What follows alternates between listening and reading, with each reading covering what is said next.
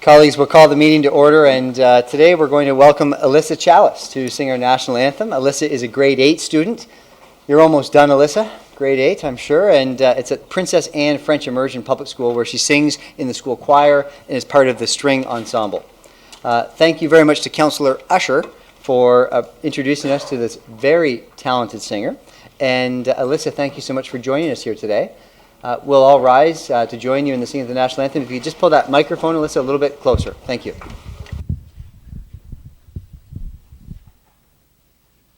Oh, Canada, our home and native land, true patriot love in all thy sons command. With glowing hearts we see thee rise, the true north strong and free. From far and wide, O Canada, we stand on guard for thee. God keep our land glorious and free. O Canada, we stand on guard for thee. O Canada, we stand on guard for thee.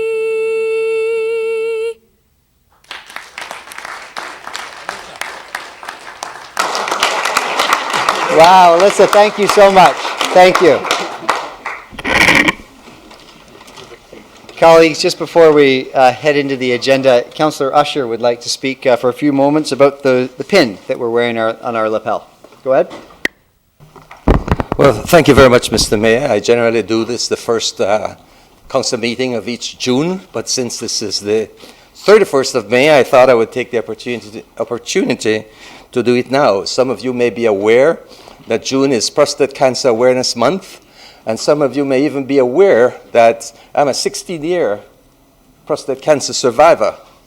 And some of you may be aware that I also wrote a book on the subject called Prostate, Prostate, Prostate, A Problem of Men. And if you haven't read it, then shame on you, because you should read it. But it's not the book why I want to do that. Because what I want to do is to encourage you to wear plaid during the month of June, and particularly, hopefully, at the next council meeting. And we're doing this for your fathers, your grandfathers, your uncle, your brothers, your cousins, all of those men who stand a chance of getting prostate cancer, because 1 in 8 men throughout their lifetime will have prostate cancer. Not only that, 20% of them will die from it. I am one of the fortunate ones, the unfortunate ones who had it, but the fortunate ones who have survived it for 16 years. And we don't know. Look around you. Every 8 men, 1 of you might have prostate cancer. So June is Prostate Cancer Awareness Month. And I invite you, if you wish, to come out and walk with me on Father's Day at the JD, what's the name of the park? TD Waterhouse. I forgot that. I'm doing this all from memory, because this is suddenly, I just thought about it. But TD Waterhouse, we're going to have about 650 to 800 people walking out there and running. And if you're like the mayor, you will run 5 kilometers. That's what he did last year. He put me to shame because all I did was to walk 5 kilometers. Mr. Mayor, am I right in saying that you're one of the co-marshal for Prostate Cancer Month in London for this year? I believe I read that somewhere. You have some high position, that's all I know, but we'll know about that at the next council meeting. How about that? So, ladies and gentlemen, I just want you to be aware that this is Prostate Cancer Month. Wear plaid for prostate cancer. Wear it for your fathers, your uncles, your brothers, your nephews, your cousins. Thank you very much, Mr. Mayor, and thanks for your indulgence, everyone.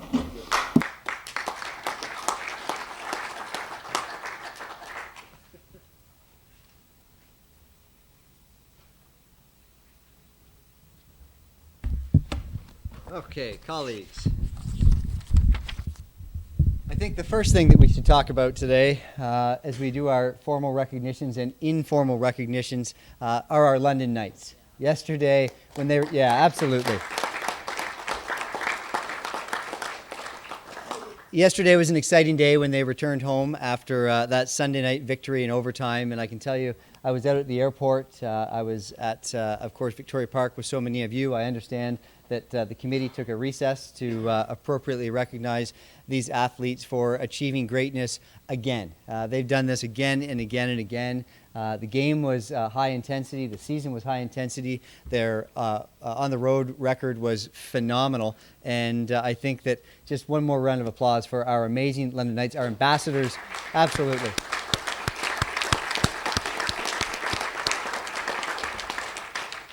They really are true ambassadors, as are our London Lightning, London Majors, and all of our athletes. We're a sports city, and we're so proud of what they accomplished recently. So today, we're joined by Linda Woods, Laurel Kenny, and Ann Stokes. Come on out. If you could just join me right here, please. And I've forgotten something. Give me a second. So, these fine people are the co-chairs of a program called Bread, Not Stones. And Bread, Not Stones is a critical project through the United Church of Canada. The goal of this project is to bring awareness of childhood poverty and also to work towards eliminating childhood poverty here in Canada. I'm honored to introduce Linda and Laurel to speak on the message of Bread, Not Stones. Please, go ahead.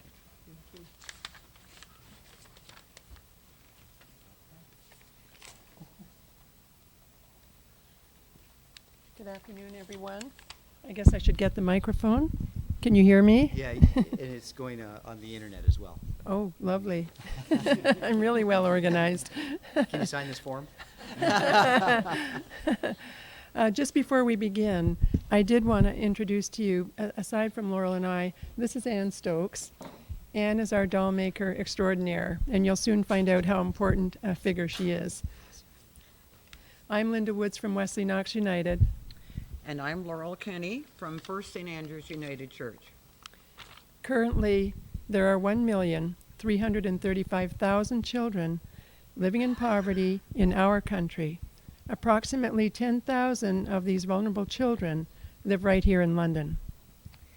In 2014, the United Church of Canada launched Bread, Not Stones, a national project to raise awareness and advocate with all levels of the government to eradicate child poverty in Canada.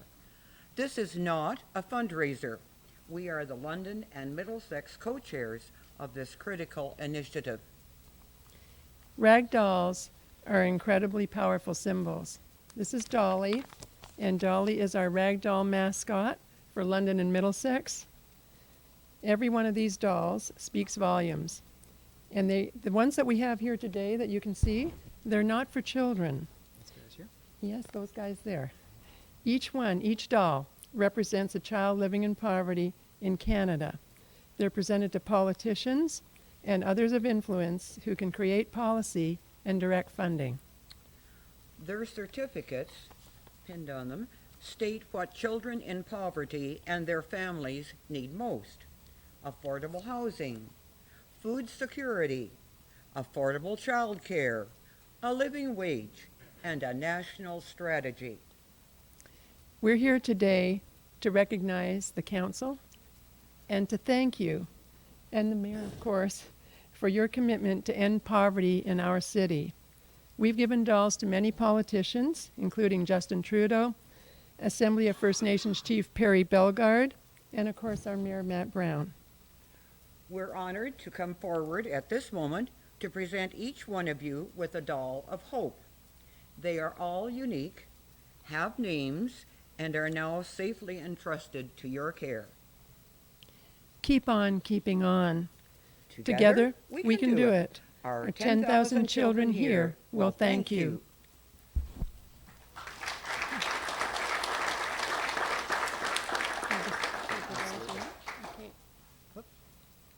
I'll start at this end. And just as you're passing those dolls, I wanted to say once again, thank you to Linda, Laurel and Anne. I was incredibly honored to receive my doll of hope. This is Kevin, and I understand that you're Kevin's mother. So thank you for sharing Kevin with me a few weeks ago.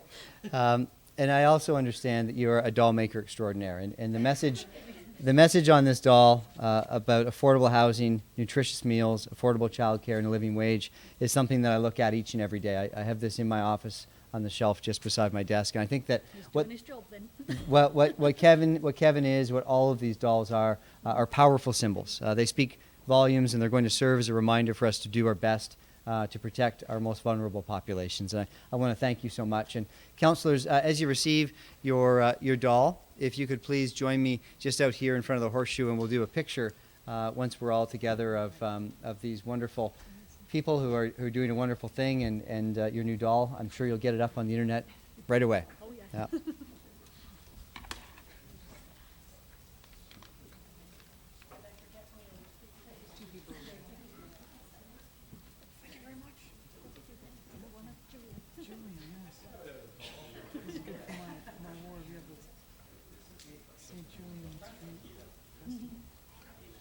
I think we got enough. We probably have enough to answer. Oh, it's a tight squeeze.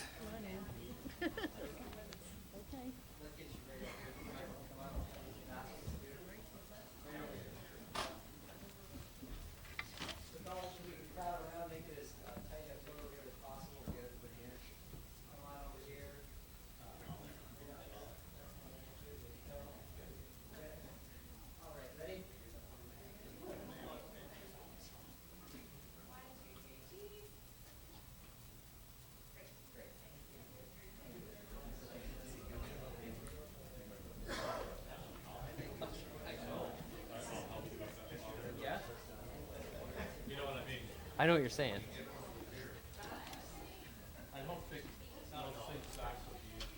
No, it's not it. It's for you.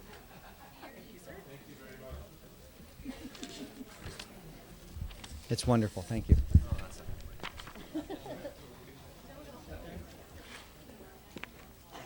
Thanks again. That works. Thank you so much. The monitor heats it up. Yeah, if it on fire, that would not be good. The fire department's here. Oh, yeah.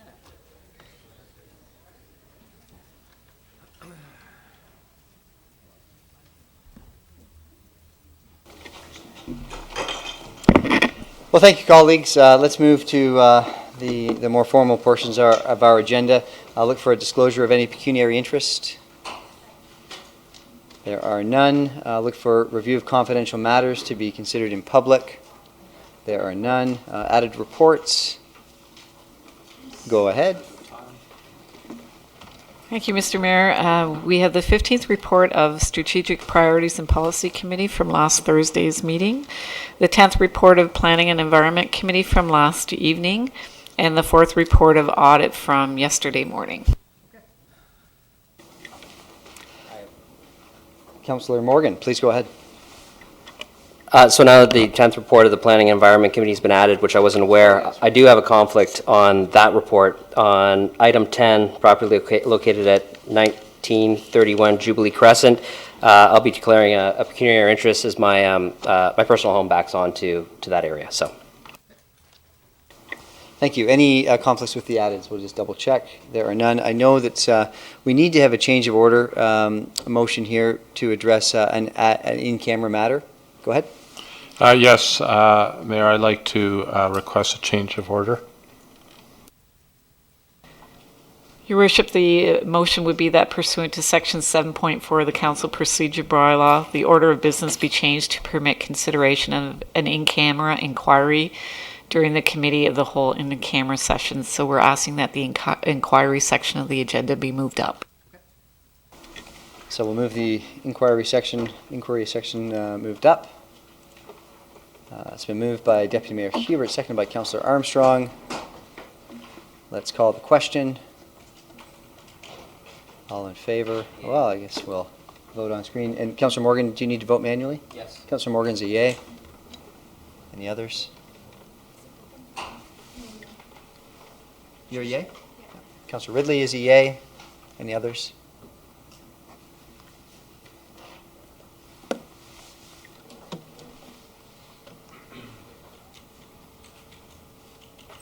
Closing the vote and the motion carries 12 to 0. Okay. Deputy Mayor Hubert. So, Mayor, I have a substantive motion. I'd like to inquire with respect to an in-camera matter pertaining to an employment-related matter, labor relations, and employee negotiations, including communications necessary for that purpose.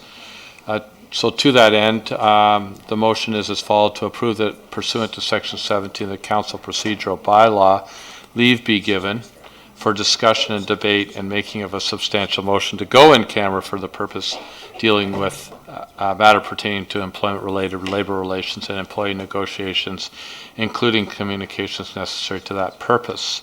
So I'm moving for leave. Okay, that'll come up in a moment.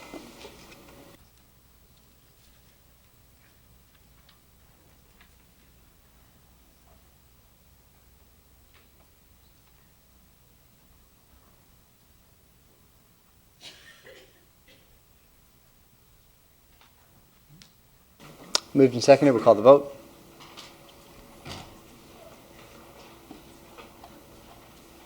Okay, colleagues, we're voting.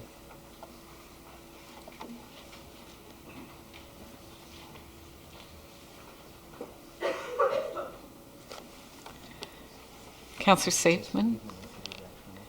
And I understand Councillor Ridley is a yes. Closing the vote and the motion carries 12 to 0.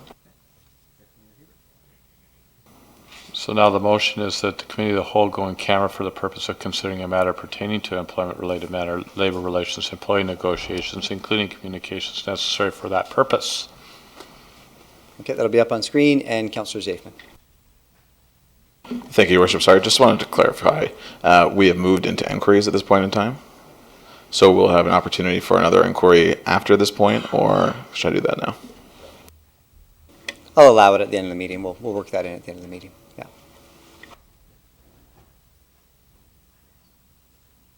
Okay, moved and seconded. Let's call the question. Or is it up yet? No, maybe not. We've got the vote being reported out, so we'll just wait for that to come up. All three reasons? What's that? Do you want all three reasons and get them all in one motion? Yeah, you might as well do all of them. So we're going to do all of the three added.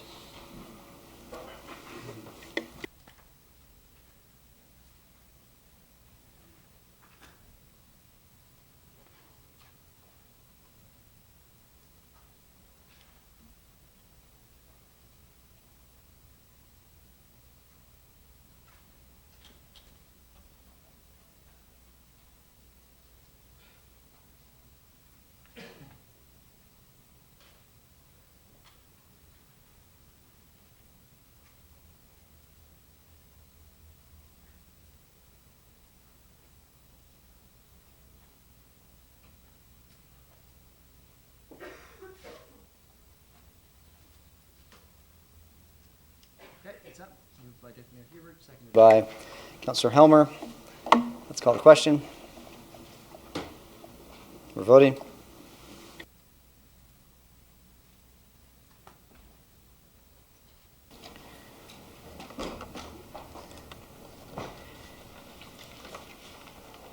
And Councillor Ridley has indicated a yes. Closing the vote and the motion carries 13 to 0. Okay, thanks, colleagues, for working through that. We'll now look for a motion to go in camera. That's just passed. Pardon me. Oh, We can go. we've got everything done. Isn't that great? That is the efficiencies of government. Good stuff. Okay, colleagues, we'll be in the committee room. I think what we'll do is be back here no later than 5:20. We'll go in for the maximum of 1 hour. If we have other in-camera matters, then we'll deal with that at the tail end of the meeting. Thanks so much.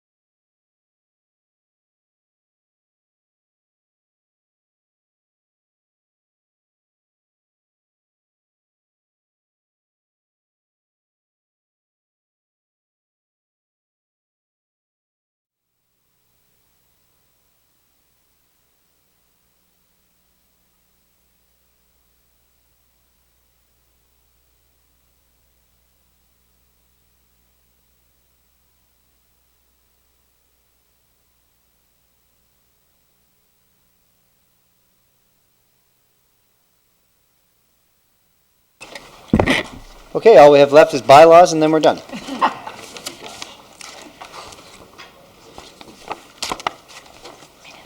For my adage here. There we go. Okay, colleagues, we look for a motion for confirmation and signing of the minutes of the 12th meeting held on May 17th.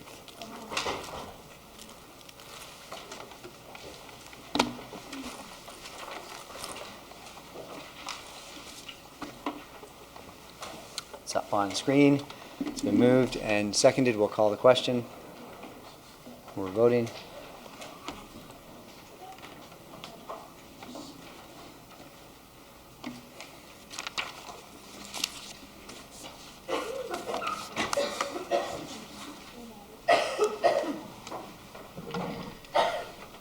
Closing the vote, and the motion carries 12-0.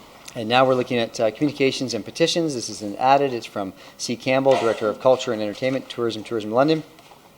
This is to go to Clause 19 of the 7th report of the Community and Protective Services. Come up on screen momentarily.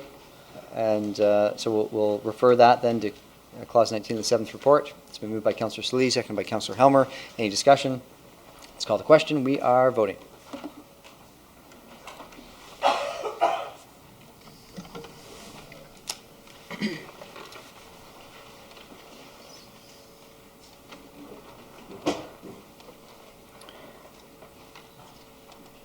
Councillor Park, Councillor Ridley. Councillor Ridley is indicating yes. Closing the vote, and the motion carries 12-0. Okay, motions of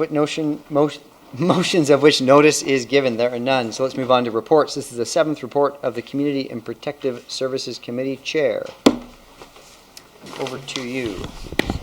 Thank you, Your Worship. It is my pleasure to put the entire report on. I hadn't had any notice that anyone wanted anything pulled, although I do see some requests now. That being said, my computer's not working very well, so I can't seem to move things on the screen, so I may need someone else to do that. And I see Councillor Salee might like something pulled. Okay, Councillor Salee.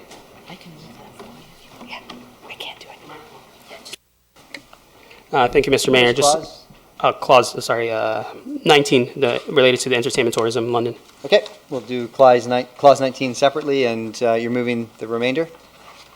Councillor Hopkins is going to move it on She'll move screen that for you on in my screen, okay. behalf. Great. Sorry for the technical difficulties. Any discussion? This is clause 1 through 20, with the exception of 19. Councillor Helmer. Thank you very much. My question is about item number 8, which is a report on supporting the community response to Syrian refugees. And I'm certainly glad to see so many refugees choosing London and ending up here in London. It's a great addition to our city. And I'm wondering, through you to our staff, if there's any way that we can get more refugees coming to the City of London. Ms. Daters-Beer. Through the chair, I think we are slated as one of the 6 communities to receive more refugees, and we will before the end of this year. So I think, is your question whether or not we can actually ask for an additional allotment over and above? We can certainly message that back to the federal government, but I wouldn't be wanting to do that until we've had a discussion with community agencies, and specifically the Refugee Assistance Program.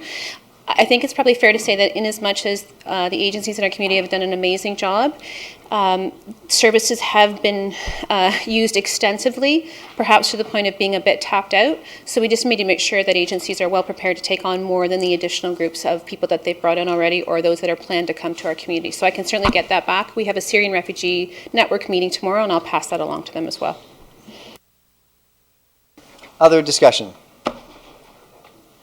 Great, thank you. So we'll call the question.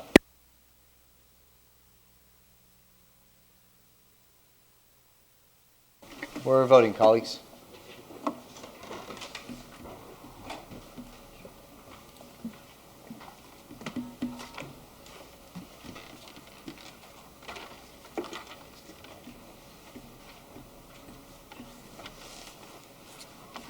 Councillor Squire.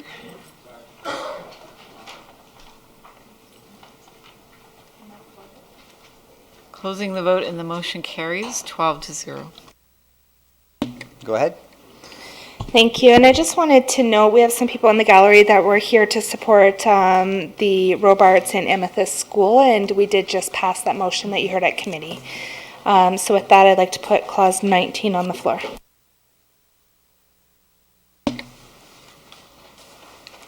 Clause 19, go ahead, Councillor Salih. Thank you, Mr. Chair. We had a pretty lengthy conversation around this at CAPS committee. But what I'm actually going to be doing is in conversation, you've all seen the letter from Tourism London. And so it's kind of almost a scale back, and there's an amendment. And what hoping to do is that the following actions be taken with respect to the request of Tourism London for exemptions for the special events policy and procedures related to Canadian Country Music Week awards events. The Civic Administration be directed to bring forward a proposed amendment to bylaw number A734849, special events policies and procedures at public participation meeting before the Community Protective Services Committee on June 21st, to permit exemptions from Section 13 of special events policy and procedure, to provide extended hours of amplified sound for an outdoor stage from 11 to no later than 1 a.m. on September 9th, 10th, and 11th, following performances that commence on September 9th, 10th. And the Civic Administration be directed to report back with respect to anticipated street closure details required for this event. It being noted that the Municipal Council received a communication dated May 27th from the Tourism London revising the original request by removing the request for an exemption from Section 13 on Thursday, September 8th, and by removing the request for exemptions from Section 13.2 and 13.3 of the special events policies and procedures pertaining to relief from the noise, decibel, and security deposits. Essentially, they're just kind of scaling back, not going to be looking at the noise decibel things as previously requested, so it should be a little bit more digestible for my colleagues. So I put that on the floor and look for a seconder. Thank you. Look for a seconder. Any discussion? So seconded by Deputy Mayor Hubert, and I'll hand things over to Councillor Helmer. Thank you, and I think I support the amendment.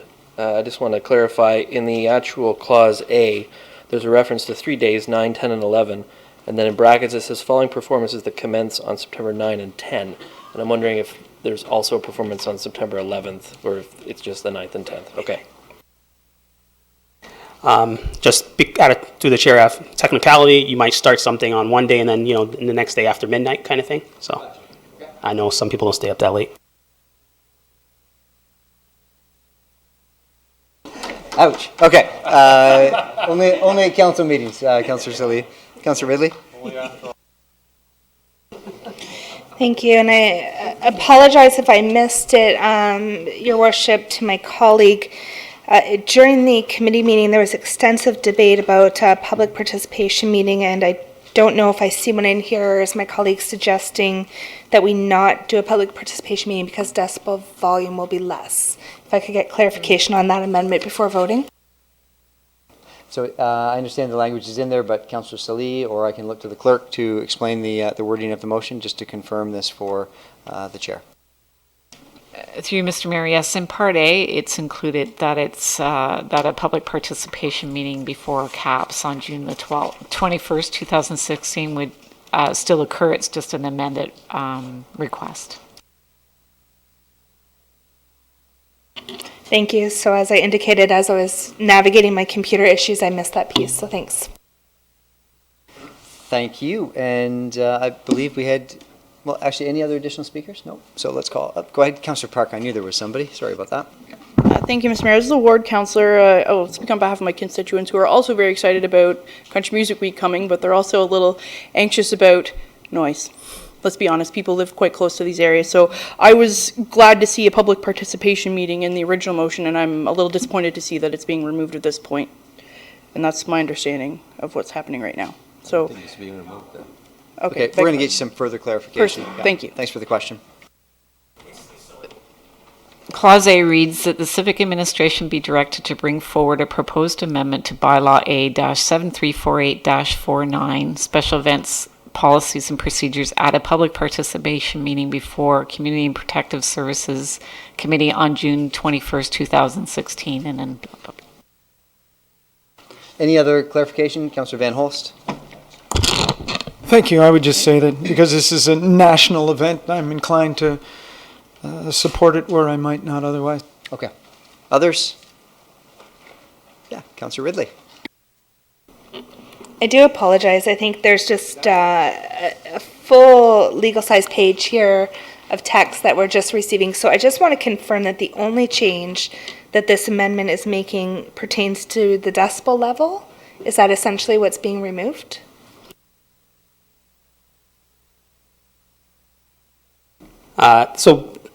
Through the chair, of course, what you're probably looking at is that was what was fully presented, and you'll notice that some of it on the bottom of the page that you're probably looking at has been crossed out. So we're removing those sections as noted, which are the ones related to pertaining to the relief from the noise decibel and the security deposit. So they're backing away from that and just focusing on just those time frames and just kind of so it's more digestible, and because they're just trying to work with this council and work with the City of London. There will be a public participation meeting, so all are welcome, and we'll see you then. And bring your country boots. Well, it's very unfortunate that we're just getting this, because I am a little confused. We did have a long debate, and all I want to be sure is that I respect this, and I want to go ahead with this, and I want this occasion to be sensational, of course. But I don't want us to feel that because we're taking out that decibel, that's a carte blanche opportunity for the decibel to be increased. We have in our bylaws, and I'm asking for the clerk to dip into this to explain it to me, to ensure I want to be satisfied that this has nothing to do with the decibel. The bylaw that we have with respect to the decibel will remain enforced. Am I right? The only thing that we're asking for here is the timing and the 3 dates with respect to moving it from 11 o'clock to 1 o'clock. But then it would mean that I believe it's 90 decibels that we work towards. So I'm asking the clerk if the clerk could make sure that that's what is being said here.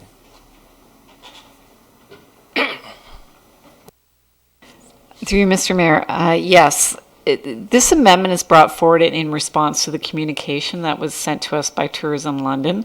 Their original request did ask for an exemption from the decibel levels on those dates. Their communication that's on today's agenda is removing that request.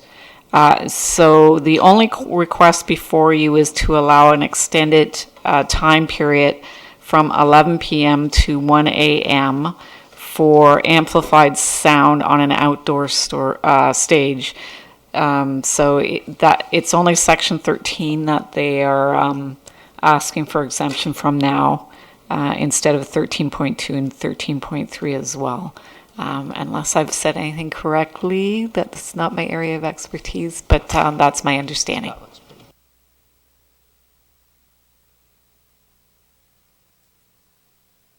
So here's my concern. We have a letter, I believe, asking for this from Tourism London. But we don't have a letter eliminating it. We only have this motion. And this motion didn't say that Tourism London is saying so. So that letter from Tourism London, I think Mrs. Rowe is saying that we have a letter. Oh, I see. Okay, good. Thanks. That's what I'm hoping for. Yep, no worries. Any other questions? We get that microphone, please. Nope, looks like we're all set, so I'm going to call the question. We're voting.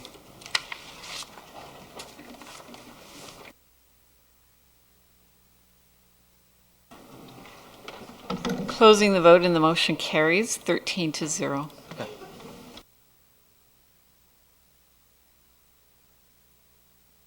Great.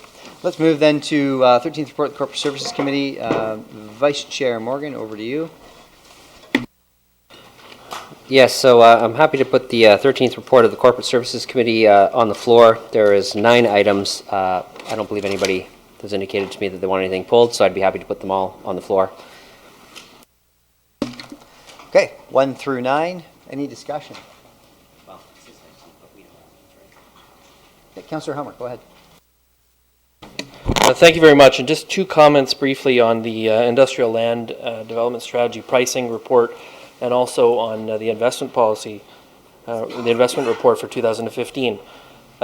2 things that I wanted to say, both in relation to our staff's work on this front. One is I'm really glad to see the actuals coming into the analysis around the cost benefit for the various research parks and industrial parks that we have been working on through the industrial land development strategy. I think it's really helpful to use accurate, up-to-date numbers and totals over the period to kind of get a sense of what the cost benefit has been in each of these different parks.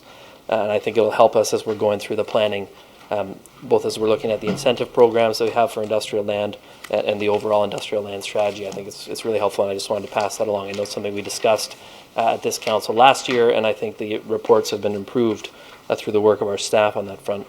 On the investment report, I want to draw my colleagues' attention to the variance that we have on the long-term investments off of the policy target. And I asked about that at committee, and I'm happy to say that the response from our staff is, especially as we've received back the money from the Public Utilities Commission and the London Hydro debt that we had issued, that money is going to be moving slowly over time into that long-term category, and it'll bring us up closer to the policy target. I think, as you see in the report, the yields on the long-term funds are significantly higher, about 60 basis points higher than we see in the medium-term fund. And so being off the policy target is quite substantial. It's about $400,000 given up in yield. So I'm very happy to see that our staff are moving in that direction. I just wanted to make those comments on those two reports.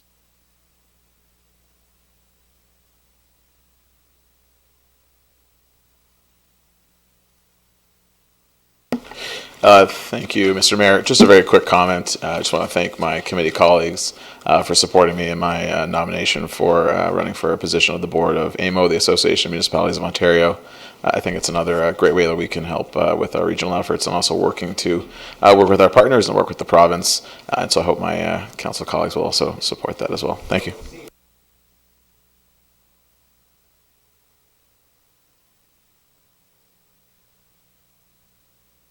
Well, we can pull that one if you want. I would, normally the Councillor Cassidy would be presenting this. I would have made a few comments, so if Council doesn't mind, I'd make a few at the end on a couple of items. I know that I probably spoke extensively at the committee on a number of these. It was probably the most exciting committee of the year for Councillor Helmer and I, with both policy, finance, industrial land. It had it all. It's the magic of corporate services, so if you were there, you would have enjoyed it. I will say on the industrial land development strategy, I know that it's presented in such a way here that it's reflective of what's been happening in the past. And there were a number of clarifications made that were important clarifications for the public to do with the way that we account for job creation. The jobs created are not necessarily reflective of the global jobs created through spin-off jobs or expansions. It's simply related to the initial sale of the land. And so it's really difficult to compare those two. The good news is that with the industrial land development sales, what came out of the committee was that 2016 has already been a great year, according to the chart. It would be at least the fourth highest potentially of any land sales going back to 2001. And there's still lots of options on the table and lots of potential, and even the LADC said they're still chasing down a few leads that may come to fruition this year. So this could be one of the most successful years of the policy. So as we look at the report, and it's from up until 2015, it's certainly not reflective of the current state of our industrial land development strategy as it's ongoing in 2016, which has been a great year. So I wanted to draw that to council's and the public's attention, because it's certainly something that came out at committee that I think is a good note, and we'll certainly see the effects of that in the subsequent report in the following year. And I want to echo Councillor Helmer's comments on the financial policy. I think the closer we can get to being on policy for our investment targets, the better we're going to be financially. The long-term rates of returns are much higher. The quicker that we can get there by shifting money into that area, the better we'll do. And all of this is being done because our staff is trying to use the funds that we have wisely. They're making some interest off of them, and the result of that is that we need less money from taxpayers to accomplish these goals down the road. So it's an excellent, very smart strategy, and I, like Councillor Helmer, are very happy to see the shift towards those higher interest rates where we can. There's certainly capacity to do that without risk of needing the capital, and so I'm very happy with this report, and I'll be happy to vote for it today. Thank you very much. And Councillor Van Holst, any others? Thank you very much, and I also wanted to mention staff's perspective on those long-term interest rates. Although we haven't put as much in there as we had in the policy, they're also making note of the absolute value of the interest rates, which are low at this time. So it might be a danger or a risk for us to lock in for a long period at interest rates that are really low when we could get something better at another time. Go ahead. Thank you, Mr. Chair. I just want to quickly say, just appreciate the prudence from my colleagues, and thank you, JP Morgan. Sound like a bank. Any others?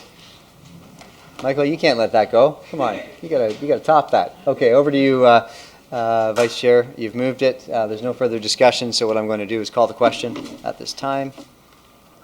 We're voting.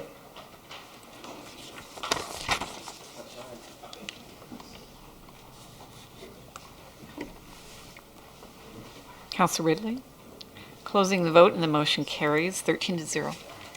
And the ninth report of the Civic Works Committee, Chair Helmer. I'll put all the items except for number 12 on the floor. I believe that somebody wants to speak to number 12, but I haven't heard anything else. So the entire report with the exception of clause 12. Looking for any speakers on 1 through 11. There are none. So once that's been moved on screen, if we can open that up, please. We'll get that moved. There are no speakers, so I'm going to call the question. We're voting.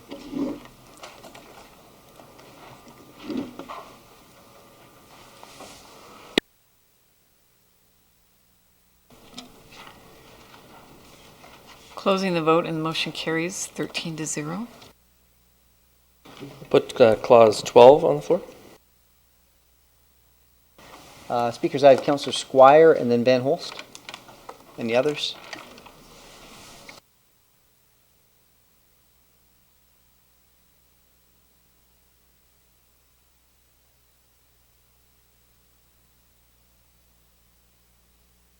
You. This is one of those subjects that my wife would tell me that whatever message I might deliver is going to be misinterpreted, but I'm going to try anyways, because I'm going to continue to rise continuously on this type of matter, because one of the things I do before I start my week is I check committee agendas, I check to see what council is going to be debating and what they're going to be deciding, so that I know what committees I have to go to and what I'm going to have to deal with. And lo and behold, I checked all my committees and this subject wasn't on it. I got up one morning and I found out this is something that apparently was on the committee's plate. And once again, and I'm getting increasingly sensitive about it, I'm finding out about things that after they happen. I'm not being given notice of things, and I have no opportunity to exercise my role as a councillor to educate myself about these topics, get input on them, and make a meaningful contribution on them. And then I'm left to deal with matters after the fact without adequate preparation. And I don't want to ask, I'm not going to ask anymore from my fellow council colleagues to let me know in advance of anything, because I've asked about 4 times and it doesn't happen. For me, it's an issue of respect. When this happens, when things are brought and they're brought to council, they're brought to committees, and I don't know about them, I take it that it's a sign of there's not adequate respect for my role as a councillor that I would be given that notice. So what happens here is something happens, and then I'm getting contacted by people in the community. Some people weren't in favor of it. Some people say to me, well, how did one group get this before another group? Another group said, well, listen, we're part of the gay community, and we didn't know anything about this, and whoever came forward with this didn't speak for us. And Councillor Squire, why weren't you there to speak to it? You know, what are you doing? So it's important to me. And it's important to me that the role of councillor be respected. I can tell you I've never been on a body before, whether it's a school council, whether it was a school board, and even the advisory committees that I go to, although one didn't work out so well recently, where people have to go through some protocol to get something on an agenda. And it's a matter of respect, and it's a matter of letting people know beforehand. So please don't tell me anymore, colleagues, that you're going to do better or you're going to try to let me know, because it hasn't been happening. So I just want you all to know that if I have something that I want to bring before a committee or in front of council, you will know about it well in advance, and you will have an opportunity to talk to me, to talk to your community, and find out what's happening on this issue. I cannot believe that an entity with a budget as large as ours and as sophisticated as ours continues to do this, and that we don't have enough respect for ourselves as councillors to allow this to happen. Now, please don't anyone say, well, I didn't think about it till the last minute, or I wasn't sure. I don't accept that. take the time to show a little courtesy to your colleagues and let them know beforehand that you're going to bring something to committee or council. Councillor, and I have Councillor Van Holst and then Usher.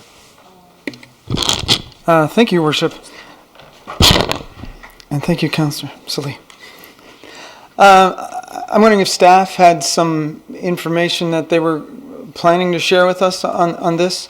I know that a committee, this was, as the councillor has said, came as kind of a surprise. I found out about this motion about a minute before we started debating it, and there was no real definite financial values attached to it, but I was expecting that we would have those at this meeting. So I'm wondering if that's the case, and if those could be shared with our council. And then I have a motion I'd like to put forward.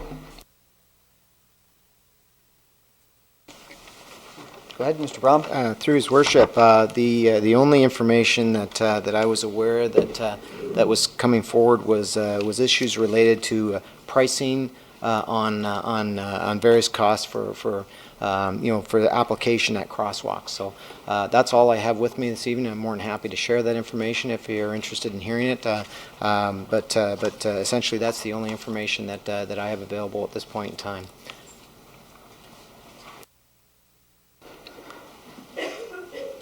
Okay, well, I'll tell you what, I'll leave it to my other colleagues to decide if they want information on pricing before they make a decision. But I have a motion that I did bring forward, and I did let people know about beforehand. My motion is to make colored crossways possible for every group. The idea of decorated crossways was exciting to me because of the many possibilities. I imagine that we could not only put colored bars down, but also stencil in words or symbols. And you could, for instance, have one close to a school bearing its school colors and its team name, like the Ealing Eagles. However, because of the substantial cost to the city, I think it should those costs should be covered by whatever group wanted to do this. And I also think in some instances that a fee would be in order, since this is really using municipal infrastructure for promotion and advertising. So this could be a means of generating revenue. And I think this strategy would also save us from the trouble of trying to decide who does and who doesn't get a crosswalk. It's simply whoever wants to purchase that service from the city can do so. So that that was the motion presented as a part A. I can read it, that the Civic Administration be directed to report back at a future meeting of the Civic Works Committee with a draft policy that would require parties requesting the coloring and or stenciling of pedestrian crosswalks to be responsible for any costs related to the implementation of the request, plus an appropriate fee if approved. And then the rest of the motion is just as it was. So, and I put this because I'm actually more in favor of the setup that I have than the second motion, so I think this could either way make it possible for the intended purpose to be achieved. So I'll look for a seconder if someone would like to see this possible for other groups. Is there a seconder? This is also something you could bring through committee as well. Is there a seconder this evening? Okay, well. I don't see a seconder, Councillor. I'll second. Oh, seconded by Deputy Mayor Hubert. Okay, thank you. And I'll go to Mr. Brahm. Mr. Brahm, I'll also indicate that there's been a memo that's just been distributed, and for it to be included in our discussions and for it to become a matter of public record, I need you to speak to it. Go ahead, point of order. Thank you. I wonder if we could get clarification, because what I see on the screen is both motions, and I think we would need to vote on amending the main motion first. So I wonder if that could be done kind of in that order. Sure. So what we have is the councillors introduced an amendment. The clause 12 be amended to read as follows. So this is the amendment. It'll be moved by Councillor Van Hol, seconded by Deputy Mayor Hubert. Is that right? Yeah, actually, I would feel more comfortable dealing with what was on the screen first and then Part A of Councillor Van Hulse as a separate issue, because it really is distinct.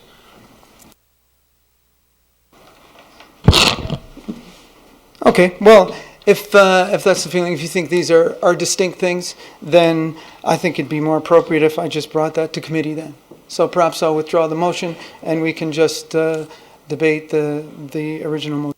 Okay, so Councillor, you're fine with debating the original motion, and then you'll bring this forward through committee, is that right? Okay, good. So that keeps things nice and simple. Thank you very much for that. So we have the committee recommendation coming forward. It's on screen now. It's been moved by Councillor Helmer as chair. Is there any discussion? Go ahead. Thank you, Your Worship. I think that this is a great initiative, and I'm happy to support it, but I have to say, for my community, the number one question is, are we using gold flake paint? How does paint cost so much? And help me to understand that. And I did ask some questions of the committee chair and of staff over the weekend, and I do see a memo that outlines 4 different options with some very different cost points on it. And I wonder if any amendment is needed right now to clarify which option council would prefer, or if we're just passing this as it stands. Thank you. Through His Worship, I was going to provide some input in terms of what that this memo is that outlines the costs. The costs that we've identified in terms of the crosswalk coloring is the portions that is between the 2 white lines at the crossing itself. We do have some liberty to move different colors or different opportunities within that within those 2 white lines, but we have to bear in mind with what we're doing, and some of these costs relate to that with respect to skid resistance, slip resistance, and other situations where we could have more risk associated with pedestrian crossings themselves, and with, of course, vehicular traffic as it moves to it and attempts to stop on it. Option 1, what we did was we developed option 1 as what we term a zebra painted pavement markings, okay? And these are simply painted markings with a paint that typically lasts up to a year in terms of its longevity. It's important to note that we use 2 types of markings. The paint marking, as I mentioned at this point in time, lasts up to a year. A more permanent type of marking, which is a more plasticized type of marking, which is put down with a heat process. In both cases, they do require a fair bit of staff time and or contractor time to actually put in place the painting itself. So the costs that we've identified are on an intersection basis, and this is to do all 4 crosswalks at each one of these intersections themselves. Option 1 is to undertake the effort with paint only, okay, which is a wearable thing. It lasts for as I said, up to a year. The cost for Wellington and Dufferin at $3,750.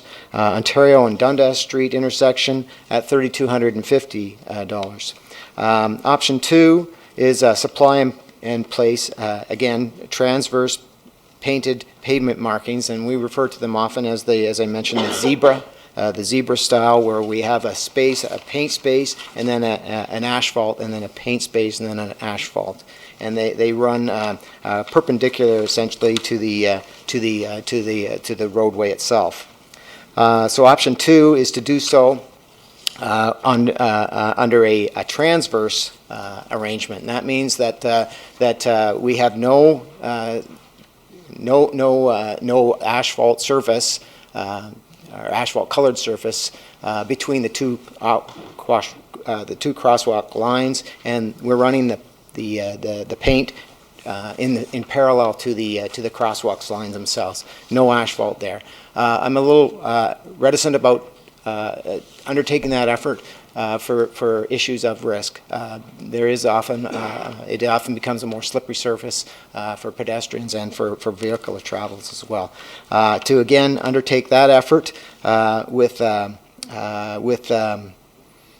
with paint alone, as I see it, is again $7,900 for the Wellington and Dufferin intersection, and the Ontario Dundas Street intersection is $6,860. So, option 3 is to provide a more durable type of marking.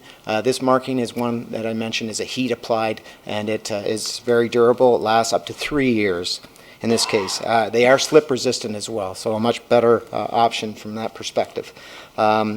Zebra style markings for Wellington and Dufferin would amount to about a $7,500 to do all the crosswalks in Wellington and Dufferin, and Ontario and Dundas Street would be $6,460, I believe. My eyes are playing a little bit of tricks on me here.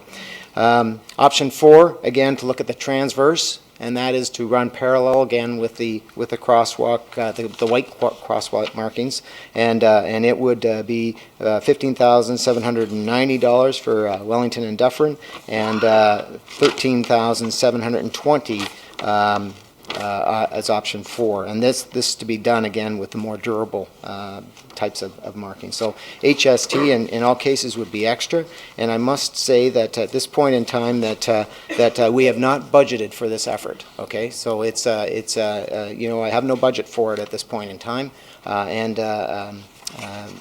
basically that's as much as We've got a number of speakers here, and let's start working our way through them. We have Councillor Ridley, Usher, Park, Zafman, Morgan. Good. Usher, Councillor Usher. Oh, sorry.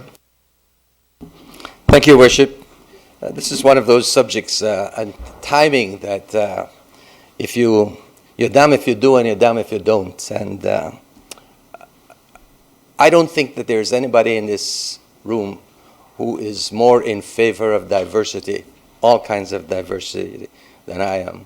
It's not only around this horseshoe, but I exercise that in other places too. Most of you know that I belong to the Racial Justice, Gender Justice Advisory Committee of one of the most open churches in Canada. That's the United Church of Canada.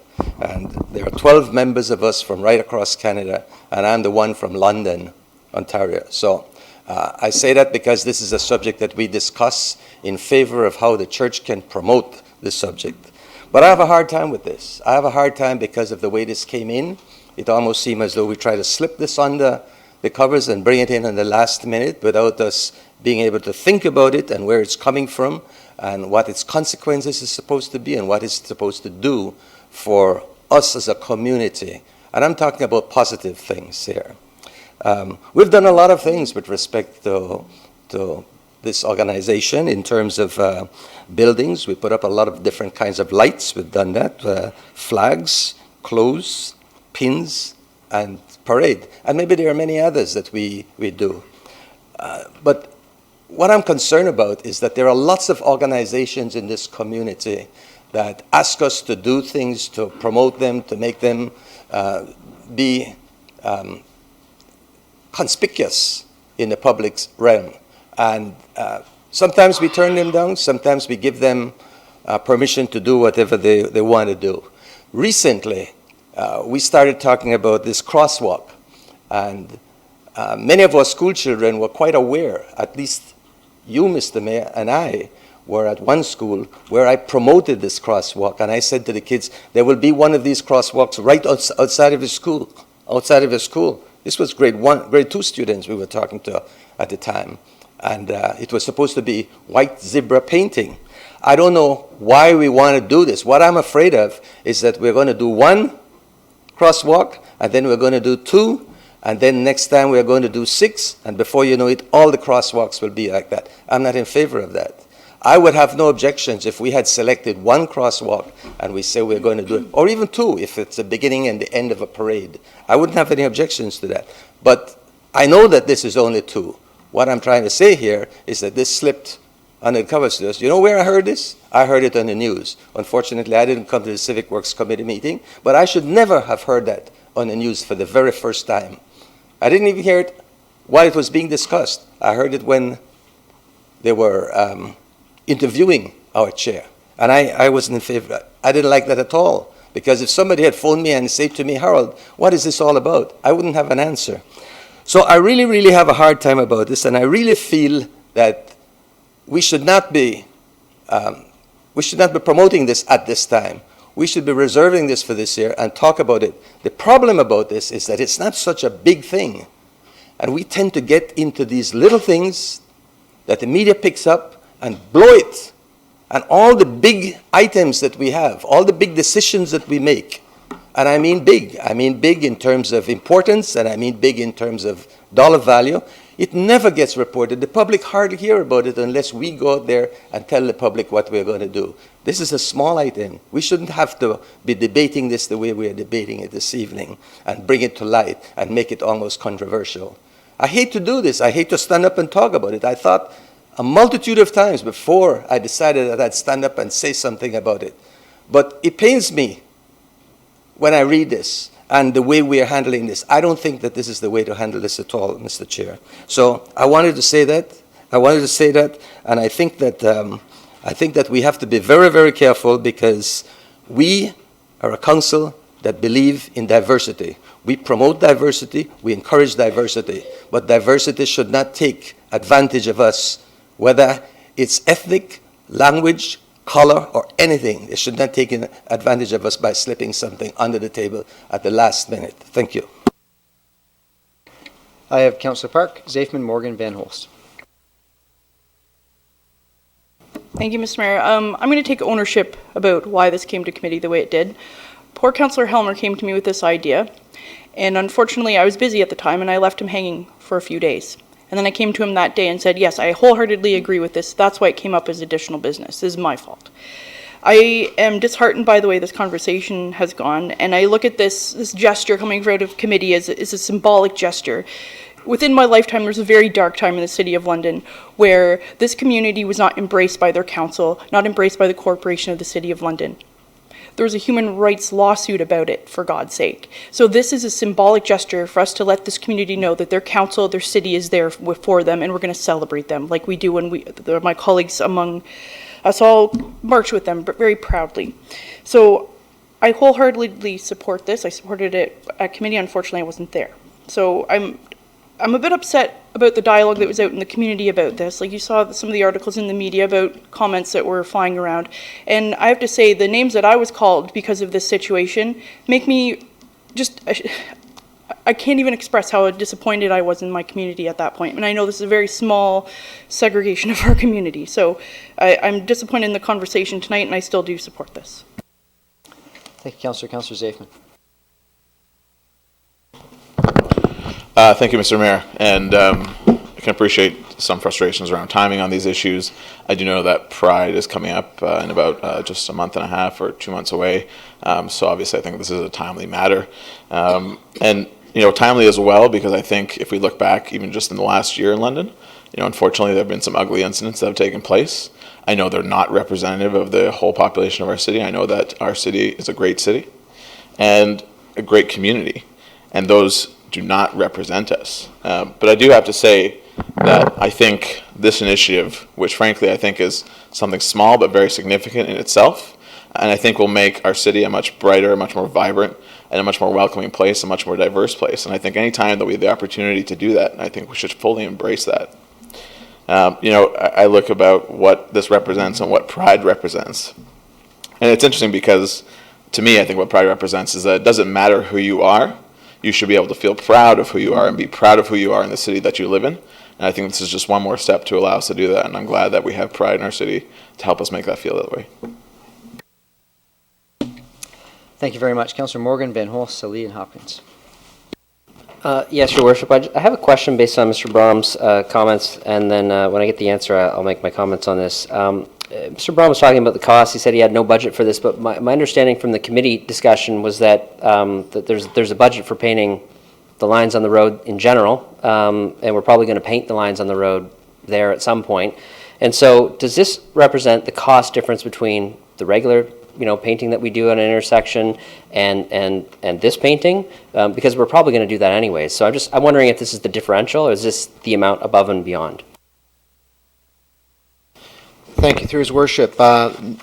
No, you're quite correct. We do have a budget for painting lines. We paint them when they're due. Okay.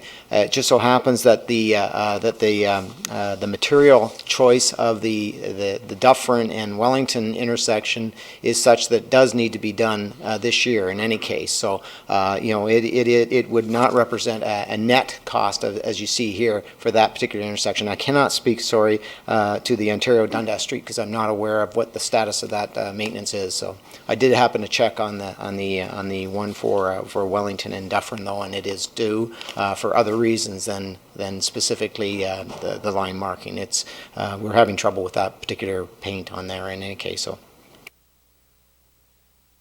Well, thank you. That's helpful because certainly, although this is not a large cost, I think it's going to be reported on what it is, and it's better to be reflective of exactly what we're talking about. We paint intersections all the time. This is a different color.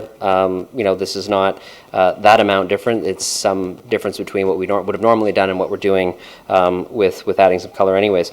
I'll say, because I was at the committee on this, I didn't see this as one group coming and trying to sneak into a committee meeting and get something done.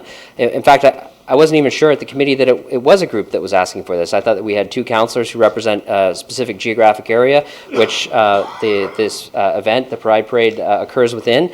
They had seen that other communities do this sort of thing, and they had brought an idea together so that the city can choose to celebrate and declare, our support for all members of all communities. And this is, like Councillor Park said, a gesture on behalf of the city. So this is something that we can choose to do. This is not about specific groups getting something above other groups. And I think anytime we have, significant events in our history that we aren't proud of, where we can take a chance to do something that maybe is very symbolic. I mean, it's paint on a road, but it means a lot to a lot of people, and it's our choice to do it. And so I know that the way this came about could have certainly been done better. I appreciate my colleagues' comments on that. I think for me, I have to vote on what we have today.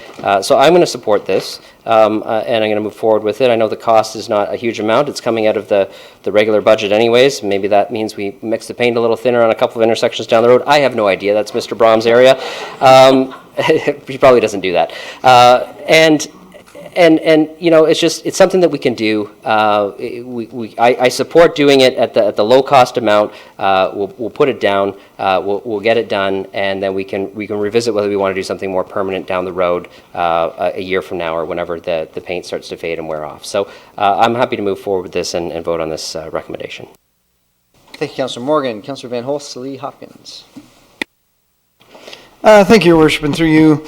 If I come to corporate services with a request for an expense exemption so that I could buy $27 worth of chalk to let Pride color the sidewalks in, this council would have turned me down, and they would have said that it's not the city's place to spend taxpayer money to give me an incumbent advantage by showing support to another group. You did so that happened as with the school. Some people said the same thing when I came for the showboat or the showmobile, and so that kind of sets the stage as to for me asking how this is different, because some people said this is kind of a favoritism to a group. So I'm interested to know what test did we apply to the situation that prompted the Civic Works Committee. Well, some of them said $10,000 was not a big amount to pay. I know one of the options in here is the equivalent of 6 Sparks grants. So that I think that is significant when the same thing could be done with some chalk. Again, I think this came in poor timing, but I don't know how it's fair. I don't know what we're going to do when other groups come and ask the same thing. I wonder where the wisdom and not the hypocrisy is in this one. I know I've got friends that I'm not going to support it, but I've got friends that are going to be disappointed in me because of that. Speaking to one of them, I described the situation and said, "Oh, I really like the idea," and then I said, "Okay, well, what if we tried the same thing with another group that was on the other end of the political spectrum, and they said, well, I don't really want to support that group, and then, so it seems to me it's about supporting a group and favoritism. So I'm just uncomfortable with it. So I don't think this is where the money should be spent from our safety and roads budget. Thank you, Councillor Sully.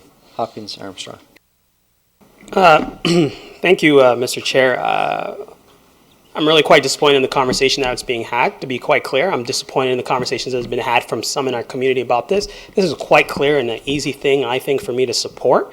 I think all of us owe it to our Londoners who have, quite frankly, aren't being treated fair, who in historical times, and who have been marginalized throughout the years. And I'm, for one, am more than happy to support this.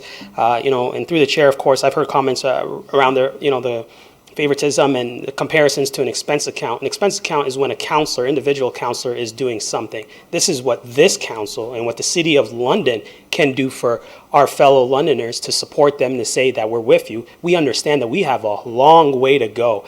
It's disheartening to hear that Councillor Park had to receive some criticism and some emails, and I'm sure many of my other colleagues as well, and I followed it as well, and I've seen some emails. In the past, myself and I'm sure others in our community have not been immune to being treated differently. These are real realities for these Londoners, and we need to do a bit more, and we need to stand up and show solidarity. I'll give you one example. We all supported, if I'm not mistaken, the diversity position.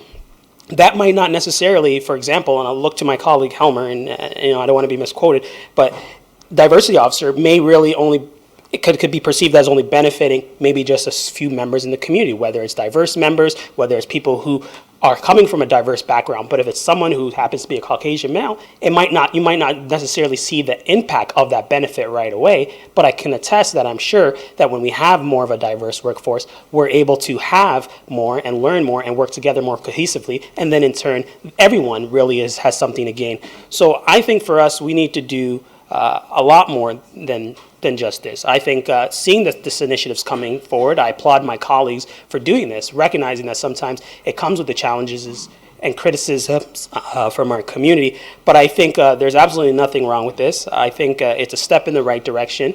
I'm disappointed in anyone who, outside of this city hall, makes comments and references to my colleagues or to anyone across the city about this. This is an important thing. This isn't one particular group. This is what councillors decided to do to help support our community and show our solidarity, and I think this is a great initiative, and I encourage everyone around this horseshoe to do such and support this, because I could tell you much that this is something I wholeheartedly support and look forward to voting for very shortly. Thank you, colleagues. Councillor Salid, I'm going to recognize the mayor, please. Well, my goodness.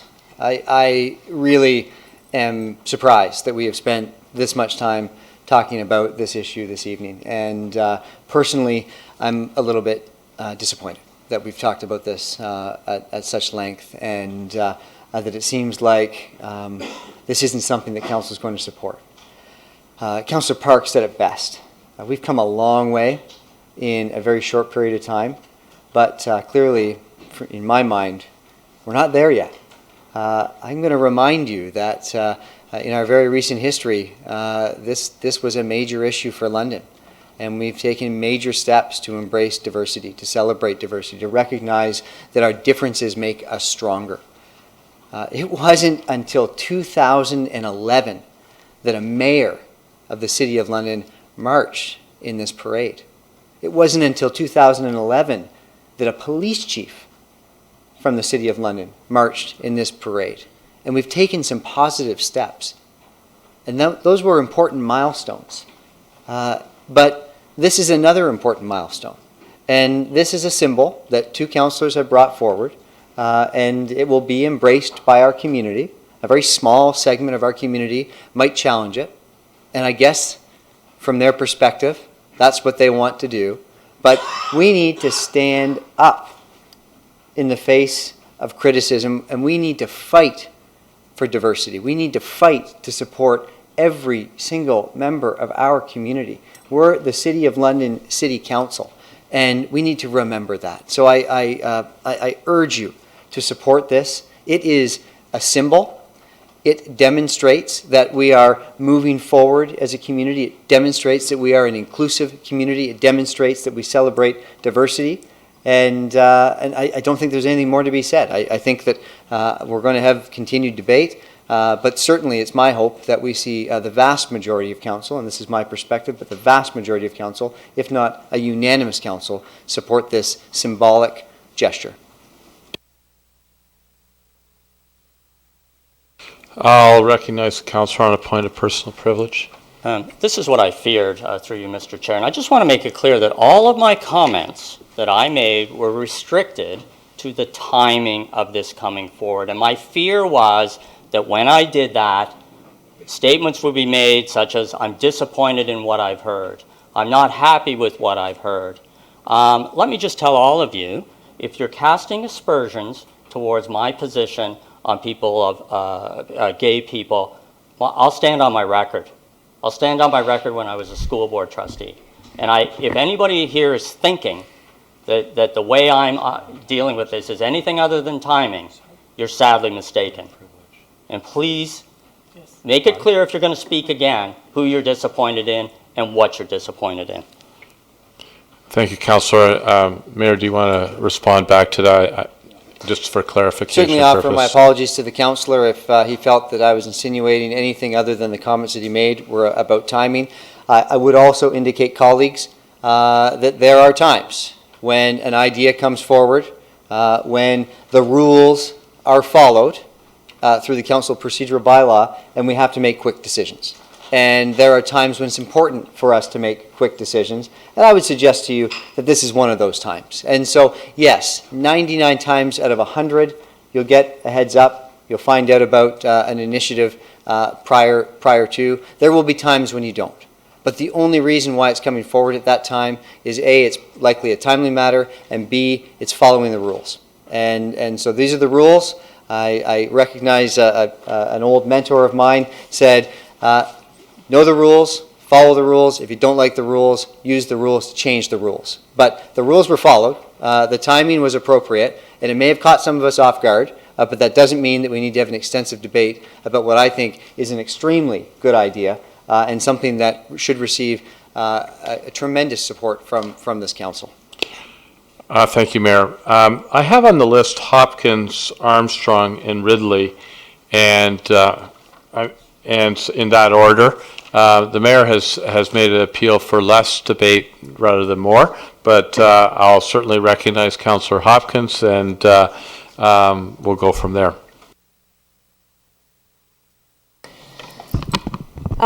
So thank you, Your Worship. I guess I am fortunate to have sat on Civics Committee, and when this came forward, I had no reason not to support it. We discussed it at committee. We asked staff, is there money in the budget? There was money in the budget. To me, it was two councillors coming forward with a request to celebrate Pride. I've been around a while. I know the city has not had a good record. And Pride is about diversity. We are a council that should be doing something about diversity, not just saying we're about diversity. I want to be part of that, and Pride to me represents diversity, and I don't have any problem at all supporting this motion. It's important. It's a symbolic gesture. We do a number of other things, and I would say to other groups and organizations that there are opportunities for them to do things and come to council and with their initiatives. That's always the case. We are open as a council to hear all kinds of requests. So again, I supported this at Civics Committee, and I tonight will support it with pride. Councillor Armstrong and Ridley. I'll try to be quick, Your Worship. I'm going to be supporting it as well. It's funny, I, through circumstance, ended up spending a few days in Toronto waiting for parts to have a car fixed. And traveling around. And, this is the short version? This is the short version. that's the first time I saw the Payne Street painted for Pride, and it was eye-catching. So I sort of, when I saw this and heard about it, that's the first thing that came to my mind. So in any event, and I was around many years ago when things were not so good, and of course caught up in that situation, but it did get dealt with. I guess the thing is, Your Worship, my only concern is on go forward. I think it's a great idea. It can be used by other groups for other reasons, celebrations and so on. But I'll support this, but on a go forward basis, I hope we'll get a report back. We'll develop a policy, and because it could get expensive if you have a lot of groups coming forward. There's a lot of groups that celebrate certain things every year, and this is something, even though it may not last long, and then it'll have to be replaced, and next year we could have 20 requests at this type of money. It's serious money.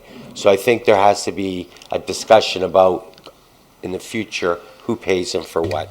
Thank you. Thank you, and I believe Councillor Van Holst has indicated he'll be bringing something through committee. Councillor Ridley with a question. I know you've already spoken, but you're looking for some clarification. Thank you, Your Worship. I did ask some questions previously because we had the memo distributed, and I don't know if my question was answered in as far as, is Civic Administration looking for direction on which option? We've had all this discussion, and I still have questions in my mind in regards to the options. So if we're just looking for a yay or nay, I'm okay to proceed that way. If we're looking for some direction on which option council prefers, I would like to know that. Mr. Braun, briefly. Through His Worship, we are not specifically looking for direction. We are here to at the direction of council. So we're happy to take direction whichever way is seen as fit. I just wanted to identify essentially the differences in cost with the differences in longevity of the various methods.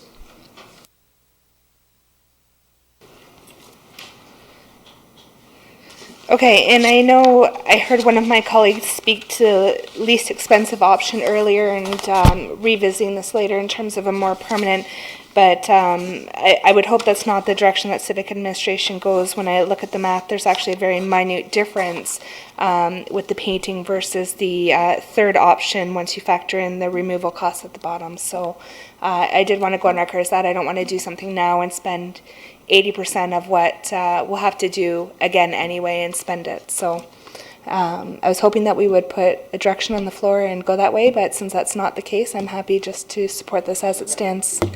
Great, thank you. Any additional speakers? You want to sum up, Councillor Helmer? Go ahead. Well, certainly I want to say first off that my colleagues are quite right and appropriate to bring up the concerns about how things have come forward and also about the cost of what is going to happen. I mean, any issue that comes before council, we've got to look at what's the budget implication and so forth. And I certainly don't begrudge anyone raising issues or their concerns about the process or the budget. I think this is a small thing that we can do. I think it's a good idea. I think I wanted to bring it forward so we had enough time to bring it into place before July. And I'm glad to hear that there's widespread support for the general idea, setting aside the cost concerns or perhaps the process concerns about how it came forward. I will say this is not something that's coming necessarily from Pride London. It's just something I checked in with them to see what they thought about it, but it's something I just thought this is something we should be doing in the City of London. And I can tell to Councillor Van Holst, if somebody had come forward trying to spend this out of their expense account, I certainly would have voted against it.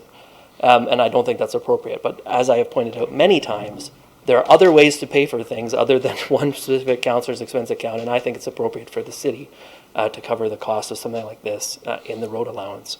So I hope my colleagues will support it. I do think our staff, I know that they're very sensitive to the idea of life cycle costs over time, and I'm sure that they will choose the one that has the lower life cycle costs and not do something that will cost more money over a short period of time. So I don't think we need to provide a direction on that front. I think option 2 is off the table based on the comments that Mr. Brown made around safety. I think the more durable treatments are the ones that have better resistance to slippage and those kind of pieces. So I suspect that's where we're going to end up. So I would encourage my colleagues to support the motion.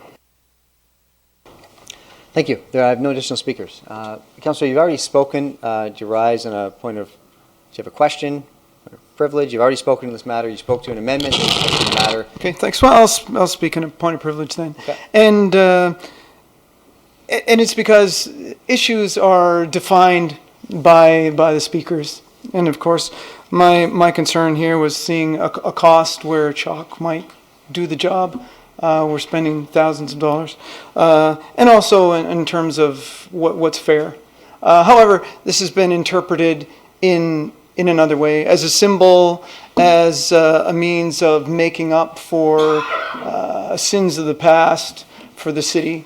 And so in those interpretations which have already won the day, then I guess I'll support my colleagues in this decision. Although I will, with Councillor Squire, request that people do bring things sooner, so there's a chance to think things through. I think that's a small thing to ask, and we don't need to be impatient about those things. This could have been a great initiative next year as well.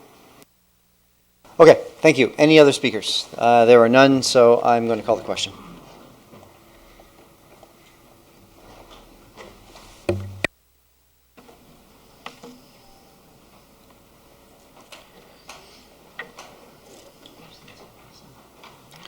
Closing the vote and the motion carries 13-0.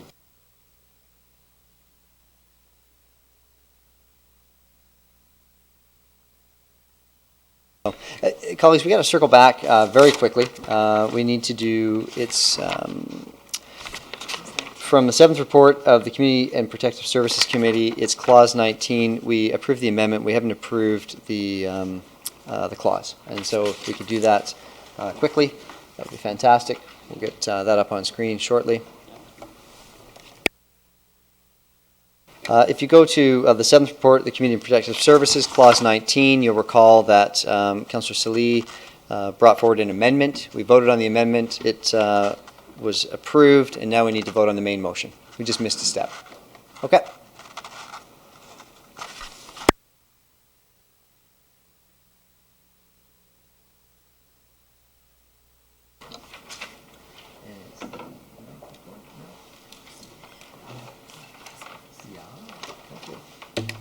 Okay, let's do the 15th report of... I just need Councillor Helm. Pardon me? Go ahead, do you want to report out? Closing the vote, motion carries 13-0. I'm like... Okay, now we're going to do the 15th report of the SPPC. I will ask Deputy Mayor Hubert if he would kindly make the motion. This is, for those watching, the Shift Rapid Transit business case. Well, thank you, Mayor. Pleased to put on the entire 16th report, item 1 being disclosures of pecuniary interest, and item 2 being the business case. And I'll look for any speakers. I have Councillor Van Holst. I'll speak after you, and I'll look for any others. Okay. Thank you, Your Worship. At the meeting, which went very late, I had made a motion for an amendment to Clause C, and it was decided that because it was late, it'd better if we just cleared that up here. I had a seconder for that in Councillor Park. I have another seconder as well. So my, pardon? I only need to. Well,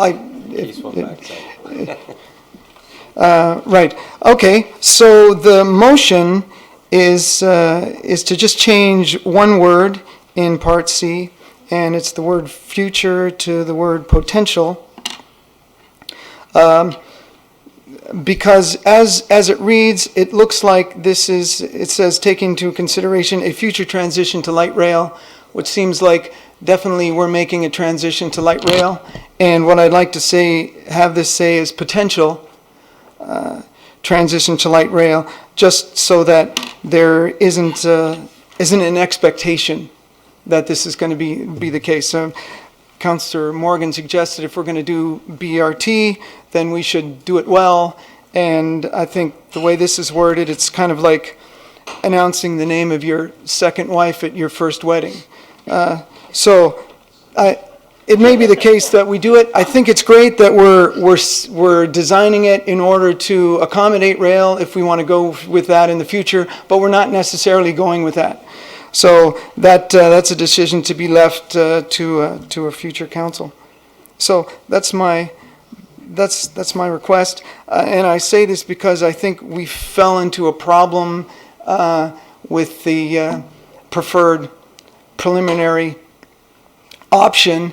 I've had people write me on both sides of that, but some have sent letters that characterized sadness and anger and denial and bargaining, and from that I realized that we established such a strong expectation that some people are actually grieving a loss for this. And so I want to make sure we don't do something like that again if it's not necessary. Let's just be really clear.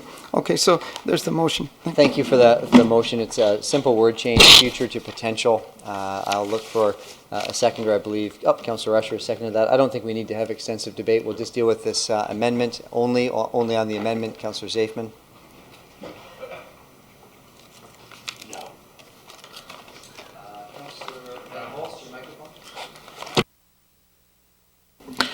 Thank you, Mr. Mayor. On the amendment, I'll try and keep it to it, but it also relates to Clause B because it also speaks to light rail. My preference would be, if we are going to stay with a light rail conversion, that those both be pulled, because I would like to vote against both of those. I spoke at length at committee about the fact that I think trying to convert in the future to light rail will be extremely difficult for our community. I think there's been lots of discussion around future technologies that we're not sure what they might be. And that can be in any number of things. And so I'd much, if we're going to endorse anything, I'd much prefer it be whatever future technologies might exist, not necessarily light rail, which we already know will be a massive infrastructure overhaul at some point in the future if we do decide to do that. I just don't want us committing to one thing. Yeah, we'll deal with, I guess we don't need to deal with B and C separately. We can deal with them together, and then we'll deal with the remainder of the motion. Okay, Councillor Armstrong, anyone else? I just want to be clear, Your Worship. The thing is whatever we do here today, we can't commit other councils down the road. They could do what they want. So there is no, though we think we're sending a message to the future, we're not. Yeah, quite right, and thanks for making that clear, Councillor Armstrong. It's a small word change. I think that the intent here is that light rail is a technology that we may very well transition to. This council is making that endorsement recommendation, subject to some language in the recommendation. But when that time comes, the council of the day will make the ultimate decision. So I think we've got a small word change here, and I'll look for other speakers. I do see Councillor Helmer, any others, and this is simply on C, the amendment changing the word future to potential. Yeah, I think you should vote against that amendment. I think you should leave it at future. I think eventually the ridership for some future council, they're going to be convinced that we need light rail. And so I would just say you should design it that way. You should leave it as the strategic direction. You're not binding anybody. It's just indicating that you think that that's where we may end up in the future. And I guess if you don't believe that, you should certainly vote for this amendment. But I do, and I think I'm going to vote against the amendment for that reason. Thank you very much, Councillor. Any other speakers? Okay, motion has been moved and seconded. There are no additional speakers, so I'm going to call the question on the amendment.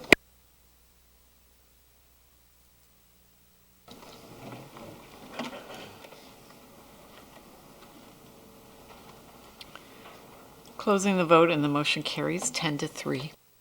Okay, so this is on the main motion. We'll work through the speakers list. I'm going to ask if Councillor Morgan might take the chair as presiding officer.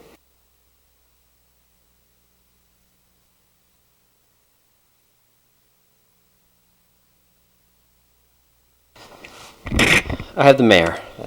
I'm always on the right of Councillor Squire, I find. You know, I want to recognize that that this is a really important day for our community. This is a day that we've been moving towards as a council since 2014 when we approved the EA process. As Councillor Usher reminds us on a regular basis, this is a day that those in the transit community have been moving towards for over a decade. There's no question that our transit system is at, or in many, many cases, above capacity. There's no question that we need to make significant investments in our transit system, and there is no question in my mind that a rapid transit system is going to do incredible things for this community. It will fundamentally change the way we move across the city, and it will fundamentally change the way that we grow as a city. Rapid transit is the foundation of the London Plan. That's going to be coming forward in the very near future. And I think what we've arrived on at committee, this recommendation before us, is the right program for London. I know that there's been some really excellent discussion about this, about, should we go with a hybrid system? Should we go with a rapid transit system that relies on buses now, but that is LRT or future technology ready for when we're ready? And this is a result of, I believe, a great deal of excellent work. The BRT system can be implemented arguably faster. The BRT system can be implemented in incremental steps, and so components of the system can be brought on board sooner. We are at capacity now, and we can provide relief sooner.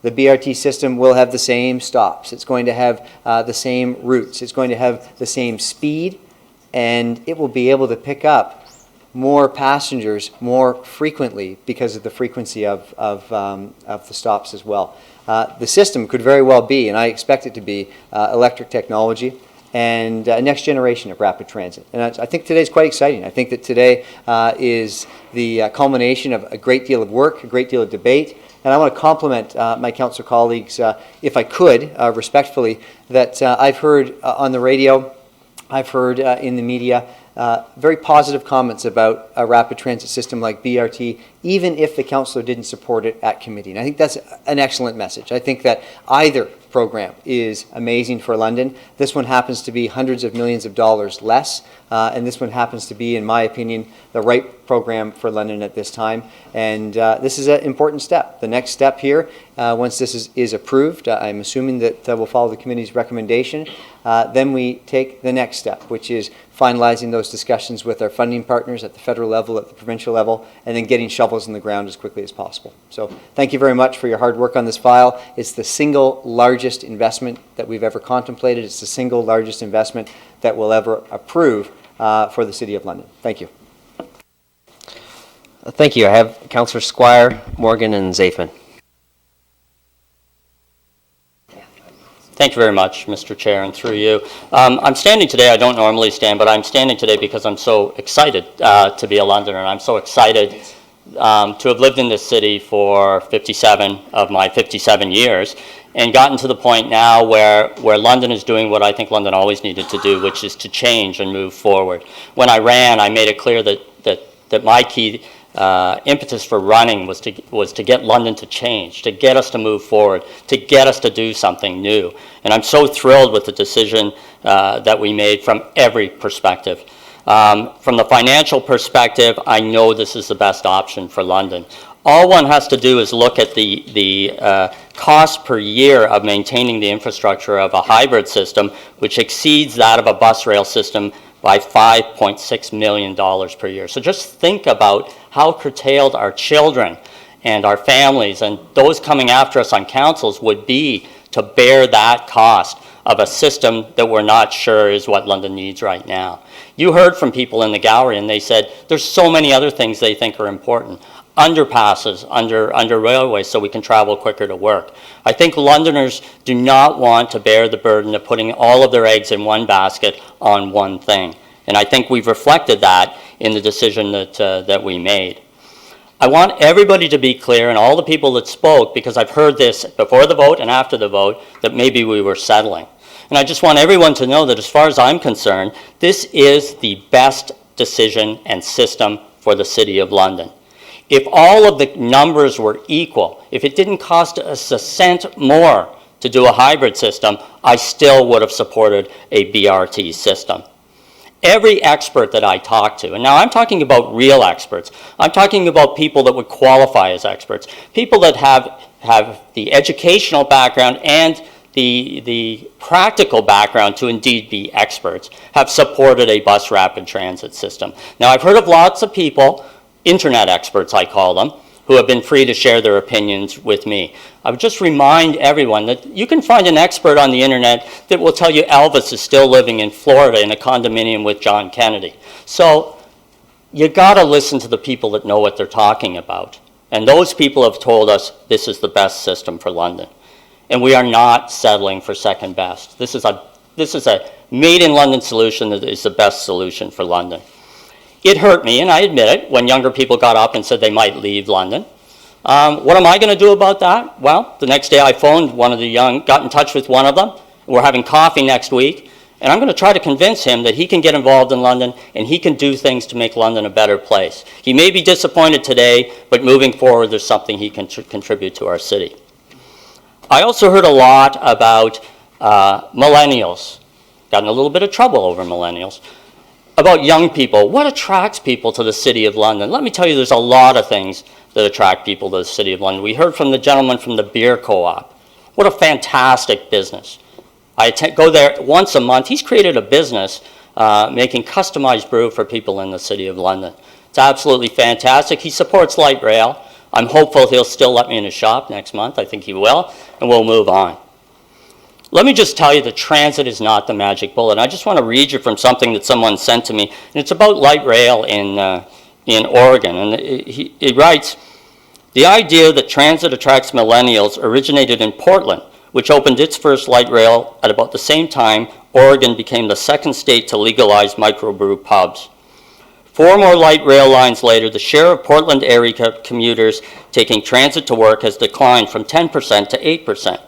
While the Portland area has more than 90 microbrew pubs, what do you think truly attracts millennials to the Rose City? So I'm here to stand to tell all of you that London has a bright future. London is not what people think it is in the past. Believe me, I've lived here for 57 years. This is a great decision. This is a great city, and we've got so much going for us moving forward. So let's get this vote over with, and let's move on to the next challenge. Councillor Morgan, Zafin and Park. Thank you, Your Worship. I wanted to just make a couple of comments on this because I came a long way in my vote on this one at the committee from supporting the full LRT system to at the last committee supporting the BRT system for a number of reasons that have been mentioned already. And you know, I think the will of council was pretty clear at the committee. Obviously, we have a chance to confirm that direction tonight, and I think that's what we'll do. And so I think moving forward, there's a couple of important things that we need to do. First off, we had a real divisive debate, and that's not bad. You know, at times it can get heated. At times it wasn't the proudest debate that we've had as a city, but differences of opinion were shared. Real stark differences of opinion were shared, and that's good. That's really important because you know you need to flesh out those differences before you make a decision to move forward together as a city. So what we need to do now is position ourselves for the future. And I don't know what the future is going to hold. I'm not sure any of us can predict that. Whether we transition to light rail or some of the other technologies that were mentioned, there's exciting things happening. I mentioned I own an electric car. From the point I bought my electric car to the point today, which was only 2012, I get like 90 kilometers of range. You buy an electric car today that can get you about 400 kilometers. The technology is advancing so quickly that as we prioritize electric buses, there's really exciting things that are happening with that technology, and I have no idea by the time we deploy this what's going to be available to us. So there's that technology that we can deploy now, and there's what we can do in the future. I think we need to come together and build the best possible system that we can build, and the only way we can do that is together as Londoners. There are a lot of intelligent people who weighed in on this debate on all sides, and I think that there are some significant ways that we can make this a phenomenal system, that we can get buy-in, that we can get excitement about it if we involve Londoners. We have stations to design. We can be really unique in the way that we do that. We can make stations that are characters of neighborhoods by engaging those neighborhoods and what they'd like to see in the unique designs of those. They don't often have to be cookie cutters. We can talk about the types of buses that we want to use and what they want to look like, the types of services that are available on those buses, the types of ways that we want flexibility in the system. There's a lot of decisions to be made, and they're going to be really important to making sure that this is a phenomenal system. The other thing I want to say is that there's another really important component here that is part of this debate but not been discussed, and that's the future of high-speed rail in this province. Anybody who wants to talk about land uplift values, I can tell you that high-speed rail coming to London and making a trip from London to Toronto 50 minutes is going to change land uplift values in the entire city of London in way more of a way than any sort of technology that we choose today will happen. So there's some exciting things happening. How we integrate with that system and how we move together as a city is important. So I will put a call to my colleagues. I know that there's lots more discussion that we're going to have after this vote, and we move forward once we've gotten the money, fingers crossed, and we can move forward with designing the system. I hope that we continue that spirit of public engagement that we engage with this debate. I hope we engage the community and get their advice and input on how to build this and design this system together. Maybe not with the structure of the arterial ways, which we can do through research and design, but with the feel of the system, with the types of buses, with the types of stations, with the services that they want available on the system, so that if we really want increased ridership and people to have buy-in, and people in my ward who, I'll be honest, the most common comment I got is, I love rapid transit. When are you going to get it so cars are off the road so I can drive to work more efficiently? I want them to have buy-in on this. We need to consult with people. We need to ask them, what is going to get you to use this transit system? Because I'm not a user right now. I have been in the past. For many years when I lived downtown, I commuted back and forth to university. Where I live now, it's not a viable option for me, but I want it to be. And I think that the system we're going to go with can be if we design it properly. And so I'm looking forward to the vote today. I think it's an important moment in London's history, and I think that it should be a moment of excitement, not disappointment. And we only do that when we move forward together with everybody's creative ideas on how to build the best possible system for our city. Thank you, Councillor Morgan. Councillor Zafman, Park, Usher, Hopkins, anyone else? Thank you, Mr. Mayor. First, I'd like to ask a question. As part of the business case endorsement that we made, we talked about having electric buses. I think that electric buses are probably the way to go. I think if we are doing buses, that'll be great. But I also want to make sure that we talk about the cost factor, because changing something significantly from diesel or hybrid to electric could be quite significant. So I wanted to ask quickly, because I think I asked this already, but if our staff could comment on that and if it needs to be changed, anything in terms of the financial ask that we're looking for.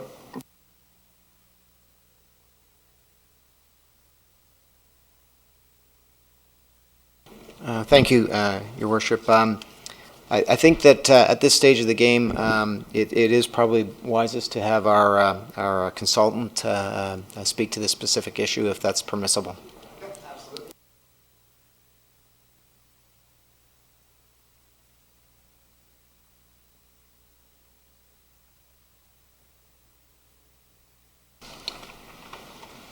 Through you, Mr. Chair. The initial capital cost of electric vehicles is currently higher than the cost that we've assumed for a typical BRT vehicle. Depending on the manufacturer, it could be up to 50% more. We've looked at the numbers, and we don't feel that it will significantly change the business case, because there may be future operating cost savings as a result of electric buses as well. Through His Worship. So I just want to make sure, because 50% more, that's a significant number. If they're talking about $500,000 versus $1 million, an additional $500,000 potentially, or additional 300, whatever the number is, we're also not talking. We're not talking about specific numbers here. So I'm just making some estimations.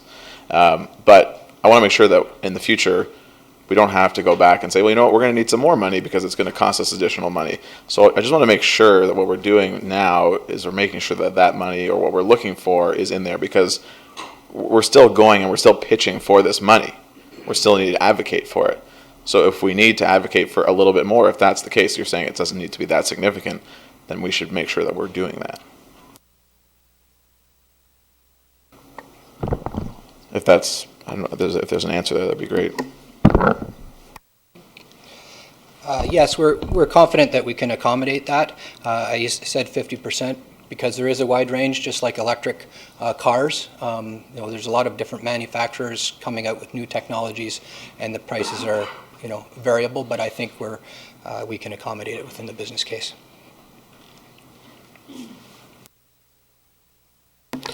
Okay, through the mayor, just to follow up with some comments.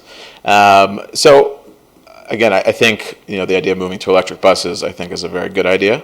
And, I have to say that, whether or not you like it or not, you can't argue with the fact that with the decision that we've made, that has been made at SPPC and probably will be made at council today, has disappointed some in our community, and I think that's just a fact. But it's also a fact of any debate of any major decision that we make. I mean, there's going to be some people that are disappointed and some people that are happy with the decision.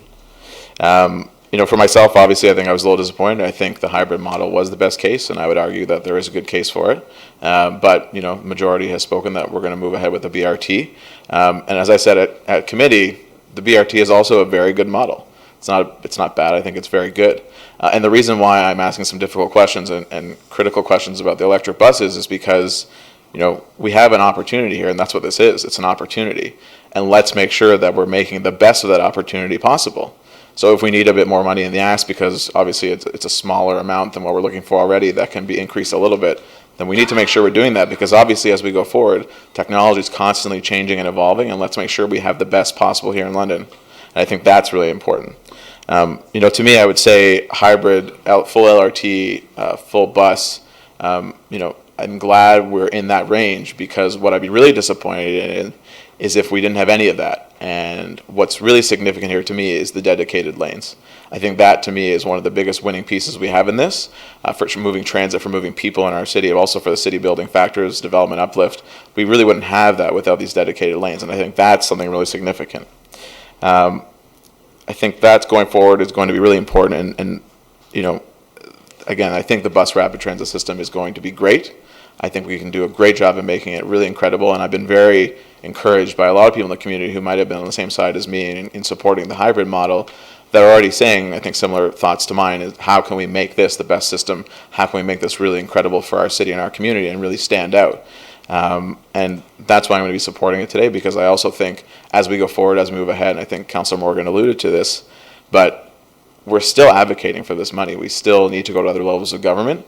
And having advocated for the hybrid system in the past, I want to make sure that I can go ahead and also advocate for this in the future, because I think as a unanimous council, I look across the province where, there are cracks and where there is, not necessarily a significant support for one system or another, that can be difficult. And so I think really moving ahead, we want to make sure we have as much support as a community moving forward on the system, and that's why I'm going to be supporting it today. Thank you, Councillor Zafman, for your comments. I have Councillor Park, Usher, Hopkins, Salee. Thank you, Mr. Mayor. As a London Transit user, I'm very proud of the business case that we've endorsed and hopefully we will be passing tonight. I think that it's a rock-solid business case that we can take to our federal and provincial partners, and I can't envision them saying no, although I don't have a crystal ball. That's how much salt I put in with this business case. I think that moving forward, this will enable the London Transit system to really right-size what they have available today. And it'll bring forward a transit system that Londoners have never known, and that is really exciting. And what else is exciting is to see the pivotal shift in the conversation in the community. I saw a few tweets about, let's hack the bus. Let's, as Councillor Morgan was talking about, let's make this the best possible transit system that London could ever possibly hope to know, and let us be the envy of everyone in Ontario. So I look forward to going to FCM and touting this project forward. Thank you. Councillor Usher, Hopkins, Salee. Well, thank you, Your Worship. Like you said, it's been a little over 10 years since I started harping on this. And I didn't start it. It started when I was in a commission at LTC. And we've continuously talked about it. We've developed it. We've created plans on it. The London plan, the transportation plan, all of those things evolve around it. At least that's my terminology. Or maybe this was encompassing all of those. But it worked. And something that many of us miss in this process and this period of time is the fact that, and I apologize if I'm hurting anybody, I'm not trying to hurt anybody, but the fact that many of us keep talking that we started this in 2014. Let me tell you, way back in 2008, 2009, 10, 11, 12, we've been going to the provincial government and talking about this. And they're quite aware of what we were doing. All they were waiting for is this day. They were waiting for this plan to come forward. We were not talking about the kind of money we are talking about today. We're talking about less. But nevertheless, they know that we've expanded in our thoughts. They know that we've expanded on illusion. They know that London is a place that will always look for something better, and they quite understand that the going up from $380 million to $500 million would be expected, because nobody pointed out to them at that point in time that the amount of money that we're asking for was final. So the reason I say that is because I really want to thank the LTC Commission and the staff in those days who progressively developed this and went to the Queen's Park and talked about it. But I want to talk about our city staff also, because they played a pivotal role over the past 2-3 years. And when they took it over or when they joined the team and took charge of it and began to develop it to what it is today, that's when it began to come to light. And that's when we began to look at the two differences, the light rail or the bus rapid transit system. And in between that, somewhere along the way, we tried a baby BRT. And some of you may have heard about it as an express bus. But we call it the baby BRT because we started that bus system. And when I say we, I'm talking about the LTC, from Masonville to downtown. And a lot of people started taking it, and they began to realize, geez, I could take this and get downtown much quicker. And it was just a sample of what the rapid transit system would be. So we took it all the way to White Oaks, and it's been working quite well. Somebody met me on the weekend, and I was talking to somebody on the weekend, and they said, gee, I took this bus from Masonville to White Oaks, and it only took me 15 minutes. At one time, it used to take me 40 to 45 minutes on a Saturday. And I thought that was great. At least they could boast about it at this point in time. So they're looking forward to this bigger system that is called rapid transit. And I applaud them for that. But I wanted to make sure that we understand this, that it started a long time ago, that there were many voices in the wilderness over that period of time. And I'm very elated that it has come to this point, because I was looking forward to this day. Like you, Mr. Mayor, you campaign on this. And I always talk to people when I campaign, particularly in the last election, that we are going to have a rapid transit system. I never said whether it's bus or LRT, because I didn't know what it would be. And I could have lived with anyone, but I preferred the bus rapid transit system for all the reasons I said in the past. And I think it's going to work. I think that people are going to be surprised, because a lot of people, when they think about the bus rapid transit system, they think in terms of the type of buses that we have today. But in that wonderful discussion that we had at the last meeting, it came out that we are going to have different buses. By the time this BRT comes along, the buses are going to be totally different, and we're going to be very pleased, because they're going to look like bullets. And they're going to be fast, and they're going to be beautiful, and they're going to be out of this world. And that's what our system is going to be. The best there could ever be. Thank you, Mr. Chair. Thank you, Councillor Usher. We have Councillor Hopkins and Salee. Thank you, Your Worship. And I quite agree with you. Today is an exciting day, because I am so proud to be part of a council that is going to make a decision about the future of our transit. I have heard 25, 30 years, the ring road conversations, transportation coming to different councils and debating it, no decision being made. Tonight, I am so proud to be part of a council that is making a decision on the future of our transit. I remember when I moved to London in 1985 from Toronto to Byron, I did not have a driver's license and had to quickly get one. I was probably old enough to have a driver's license back then, but needed one. I had two babies to get around the city. I needed to get a driver's license. And today I know that is not as affordable as it once was. And when I was campaigning, I know and heard from the community the importance of transportation. And when I hear that we're settling tonight, I cannot disagree more. To me, when I campaigned, I supported the London plan, and to me, I'm doing that tonight as well with our full rapid transit. It is about city building, and the full BRT being flexible to accommodate the other systems that are going to be needed to support that spine. And my conversation in the community is going to be, once we get this in place, how are you going to support it? Because the ridership is going to be needed. And I know the future will be there. People will support it when we have it in place. I think it's going to be so exciting and affordable as well. I think that is going to be our challenge, how we are going to make it affordable for everyone and to support it. So again, just so proud to be part of this council making a decision for the future generation. Thank you. Councillor Salee, I believe Councillor Helmer would like to speak as well. Thank you, Mr. Chair. I do have an amendment, but I don't want anybody to freak out or anything like that. It should come as a friendly amendment, hearing the conversations here, and I think the mayor is interested in supporting this. I wanted to put forward that it being noted that the municipal council members present at the council meeting held on today, May 31st, unanimously supported rapid transit. And key for that for me is I want to make sure that all levels of government, as reiterated as spoken to by my colleague, Councillor Zafman, that we are supportive of rapid transit, that we do have a strong case, and that this council wants those funds to come back to the city to ensure that we have what we need to move forward as a city. So I just want to be able to have that opportunity to support rapid transit, because it is something that's very important, and I don't anticipate there should be much resistance on that, but I put that on the floor, and I think the mayor has indicated his support.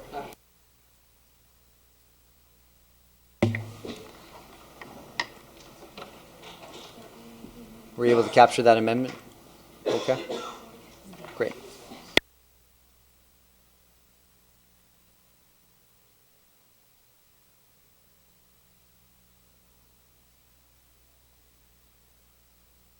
I'd be happy to second that from the chair, Councillor Salee. Thanks for bringing it forward. Any discussion on the amendment? I don't imagine there will be. Councillor Zafman? Through you, Mr. Mayor, I'm happy to support this. It just seems a bit presumptive before the vote that everyone's going to unanimously support it. I hope that that is the case, but I also think that the final decision would also be if it's unanimous.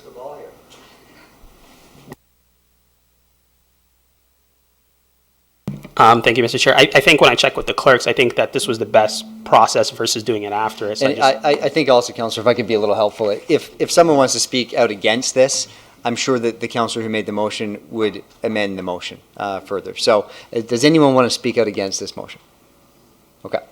And I think what the councillor's doing here is he's developing some language that indicates that although there may be some division between which rapid transit system we move forward with, this council is determined that rapid transit is the right future for London.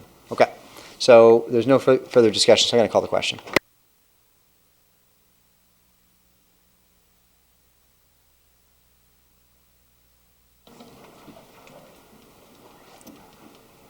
Closing the vote, the motion carries 13-0.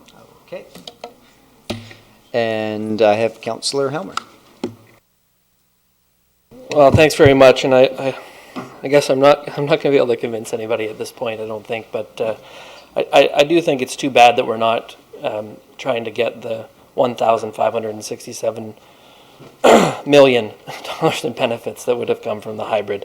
That's a lot of money and a lot of benefits, and I think it's objectively the better option when you look at the business case.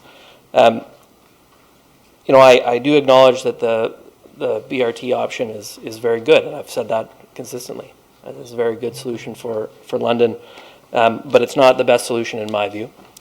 And, I think it's true that we had a good discussion on this issue, and I think our staff and the consultants have done a good job on the whole along the whole process. I think that in retrospect, we maybe did some things in the wrong order, and maybe we could have done things a bit faster, and it might have been a bit better in terms of the community conversation. But overall, I think we've come to a good place in the decision making, even though it's obvious that it's going to be council deciding to go with an option that I don't think is actually the better option.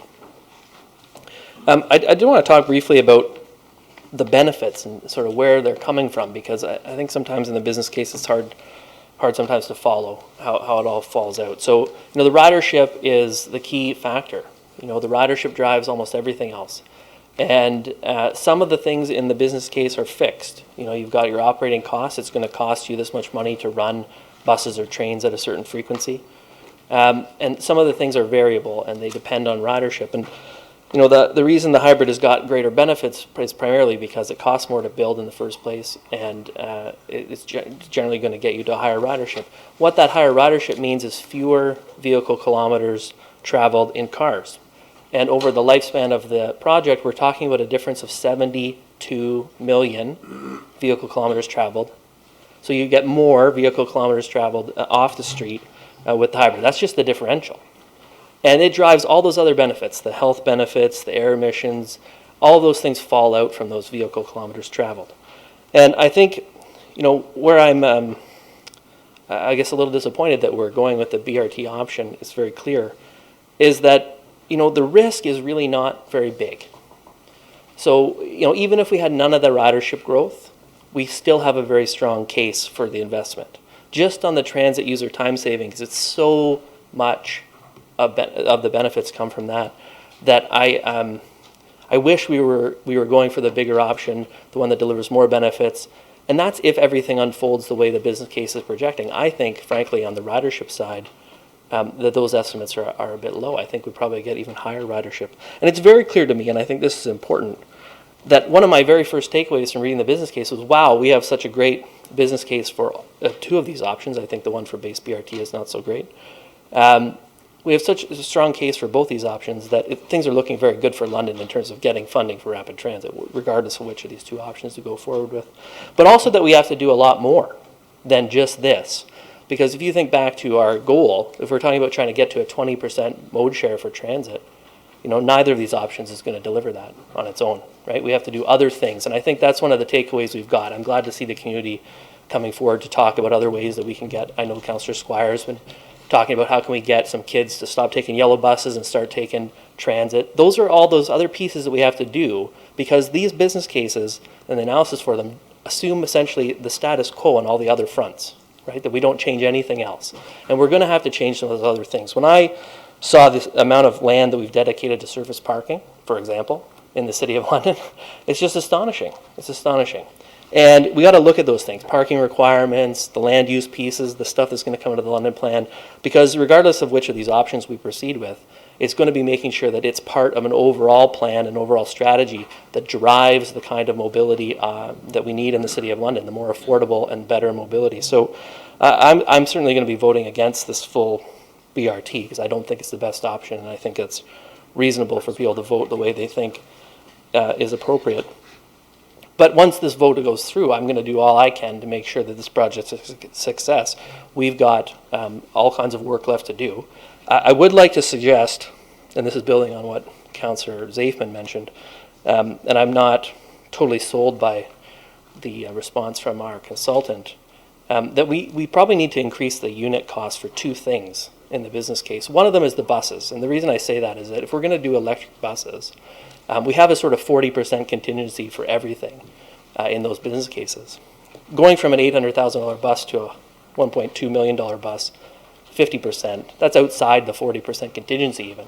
And I don't think, one, you should plan, things you're planning to do, you shouldn't put them in your contingency, you should put them in your budget, and the contingency for stuff that you didn't expect to happen. And two, it's beyond it. So, the tunnel, for example, like it needs a pretty healthy contingency. And I don't want to be underprepared on the contingency side. So I think a small increase in the unit price for the buses and the base assessment. Councillor, you're just over 5. Do you want an extension? Sure. Moved by Councillor Slee, seconded by Councillor Van Holst. All those in favour? Right. A small increase in the unit cost from 800,000 to 900 would bring it within the 40% contingency. It would add, I think, $3 million to the overall capital cost for the fleet. I think that's, it's reasonable. I think that's what we're going to actually end up getting to. If we go to $1.2 million buses, we're going to need the contingency to even cover that piece off.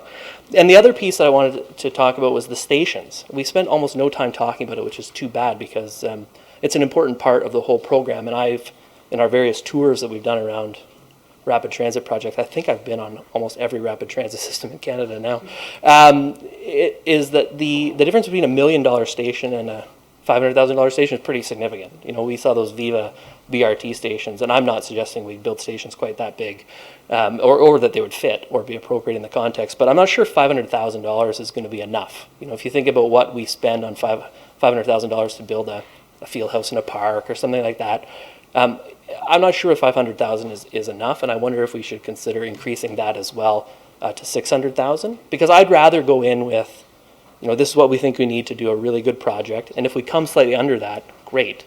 But in my experience, a lot of these projects, they end up going on the other side, and I don't want to, if we want to have better stations, and we know stations are critical to the land value uplift in those pieces, we better budget for that. And so those are the two, I suggested as an amendment to Part E, which is the Shift Rapid Transit business case, substantially in the form attached as Appendix A, be approved, subject to a $100,000 increase in the per unit cost of buses and stations. So I think that's important, and I put it out there for my colleagues to consider. So there's been an amendment made, and I'll look for a seconder before discussion, Councillor Zafman, and we're dealing with just this amendment. It'll come up on screen. I imagine, Councillor Helmer, have you forwarded that over to clerks? Okay, so it's on its way. And I have Councillor Usher with a comment. Mr. Chair, I certainly agree with my colleague that that perhaps we need more money for these things. I remember once when I asked in Calgary, and this is a few years ago, how much one of these shelter costs, and they told me close to $3 million, but they've got some really big shelter. My concern here is that there's $100,000 in, I don't know, a dozen shelters. Will that really make a difference in $500,000 at this point in time? My other question is, even though we're talking about $500 million, is it $500 million or $503 million by the time we are finished? I don't think we have an exact figure. So with all due respect, I think that these items are worth the while to take into consideration.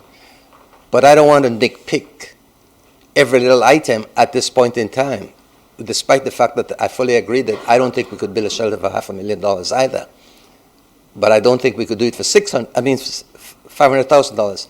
But I don't think we can do it for $600,000 either. So I'm just thinking that maybe we don't need to make this motion, but maybe we need to identify that we need this now, because I don't think the $500 million is an exact number at this point in time. Perhaps staff could just clear that up for us a little bit.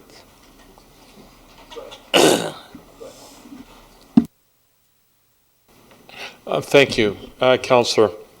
I think your question is really material. I'd like to ask our staff to comment on whether this motion would be helpful. Do we need to amend the $100,000 for the buses? I mean, I think we're getting into sort of detailed committee work at council here. So, but Mr. Soldo perhaps, or Mr. Brahm, you could comment. Thank you, through His Worship. I've had a very brief discussion with Mr. Soldo. Mr. Soldo and our consultant are very comfortable with the costs that we've currently laid out. If we are to amend the costs by the minor amounts that we have discussed at this point in time, we feel that it will take a significant amount of work to redo the business cases to adjust for that minor amount. We feel that it is incorporated within the current contingencies, and we're willing to move forward with the costs as we've currently identified. I would just reiterate Mr. Brahm's statement is that the technical experts are very comfortable with the numbers before you. Very briefly, through the chair, when reference is made to the stations at $500,000, that's an average cost, and so there will be some stations that will be done for less than that, and some that will be done for more. So we certainly, through the chair, we appreciate how council is embracing the full BRT model. We really do, and I think we can take comfort from what was said this evening and what was said at SPPC by the other colleague from IBI, who had indicated a comfort level with some of the contingency. And certainly as we finalize the EA process and as we embark upon our efforts to seek and solidify partnership with the upper levels of government, if there's a need to fine-tune, we could probably do that at that time. So we certainly appreciate the thoughts and suggestions. Any other speakers on the amendment? Okay. Deputy Mayor Hubert, if you could just take the chair quickly, I'm just going to speak to the amendment.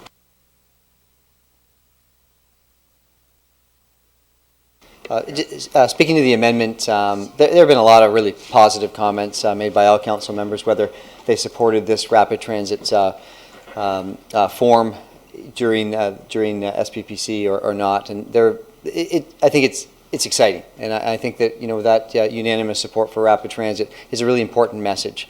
There are a couple of things, and I say this really respectfully.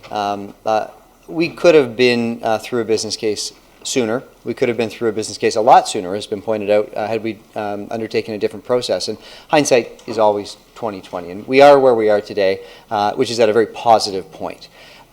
What I've heard from staff is that by adding these minor changes, by fine-tuning this to try and make it perfect, we could be adding additional delays to what is already a business case that is a solid business case that has the contingencies available to make the changes as necessary. And so there is a phrase that I'll use, but I'll use it very delicately, and that is that overanalysis can lead to paralysis. And it's time to decide. It's time to decide if this is the right rapid transit system for London. I think we're all in agreement that we need rapid transit. There's huge consensus around this being the right system for our community at this time. And there's an unintended consequence to making these fine-tuning changes, $100,000 here, $100,000 there, on a $500 million plan. And so what I suggest, colleagues, and I suggest this very respectfully because I know that this motion was made with the best of intentions, please vote against the amendment. Please allow the business case that's been fully vetted, that was supported at committee, to move forward. And I ask you to do this because either option will get us where we need to be, but the business case that was supported by the SPPC will get us there sooner. It's time to go to our federal partners, it's time to go to our provincial partners, and it's time to ask for their support. It's not time to add additional steps and additional time in the process when we're right here at the end. Thank you. Okay. Councillor Zafman, to the amendment, as you've spoken to the main motion already. Thank you. And through the mayor, I very much appreciate the comments. I will say that I think this is a responsible action, frankly. I already spoke about this, but we changed in endorsing electric buses is not within the business case. So I think it's a responsible move, and I appreciate Councillor Helmy bringing this forward, that we added some additional dollars, which in the grand scheme of the business case is not a significant amount. So if we increase it by a small amount, and I appreciate our staff's comments, but you have some additional dollars there in case that there are overages in terms of the cost of buses, if we're talking about electric buses, which is a reality. So we have contingencies for things that are already planned. Electric buses was not necessarily something that we had planned in the business case. So adding a little bit of money so that we can have a bit more for that contingency potentially, I think is a responsible action. And I think it's one that is warranted at this point in time.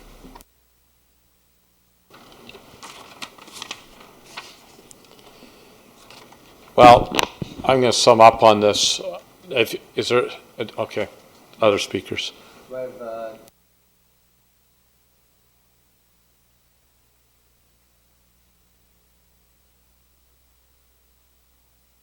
Councillor Van Holst, do you want to speak to the amendment? Go ahead. Thank you. I just had a question through the chair to the staff. What exactly would it take to make this change? Is it a little whiteout, or is it something more than that? Well, I think, Mr. Brahm, if you would like to speak to that, and if there's another staff member that would like to speak to it as well, if you could please, I know you've already answered the question, if you could be really direct about what unintended consequence this may have.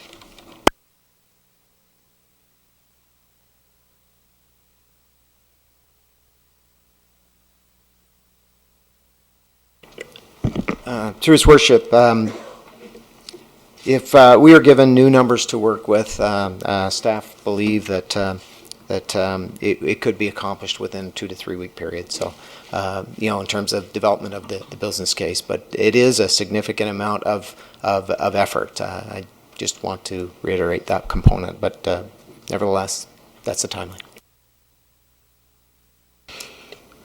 Well, And then perhaps another question, just because my colleagues brought it up. Is it a possibility to just increase the contingency by a small amount?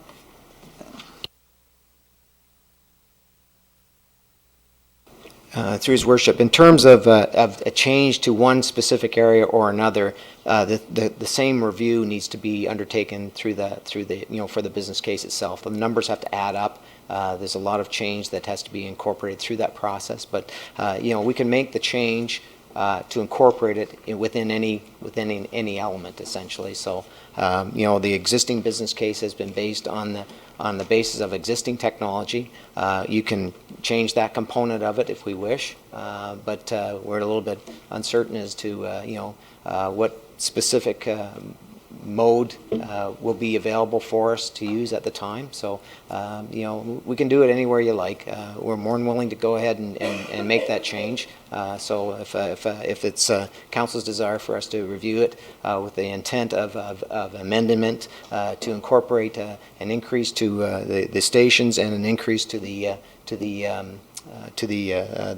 specific electric bus mode, then we're more than happy to do so.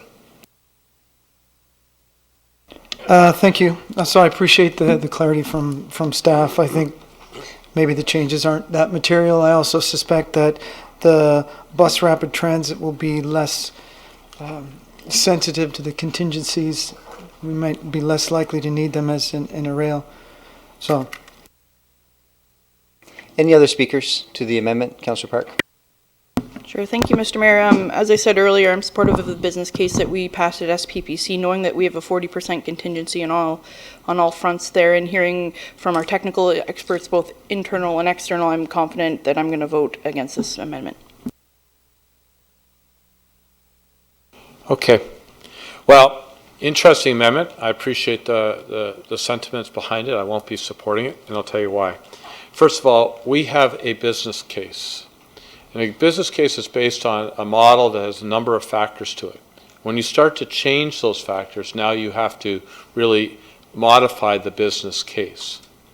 And I don't think that's a wise thing to do at this point. We've had extensive debate. There is contingencies built into it. It's a number of years out before we're actually looking at the actual purchase of those buses. So I think we need to stay with the business case as it was debated last week, as it's been discussed in the community. So it's not a simple change. Secondly, we've heard from Mr. Brom, we've heard from Mr. Zudema, we've heard from Mr. Soldo. I think our consultant is nodding affirmatively with them as well. So let's listen to the people that we have actually empowered to do this work and what they say to us. I think the third thing is really important.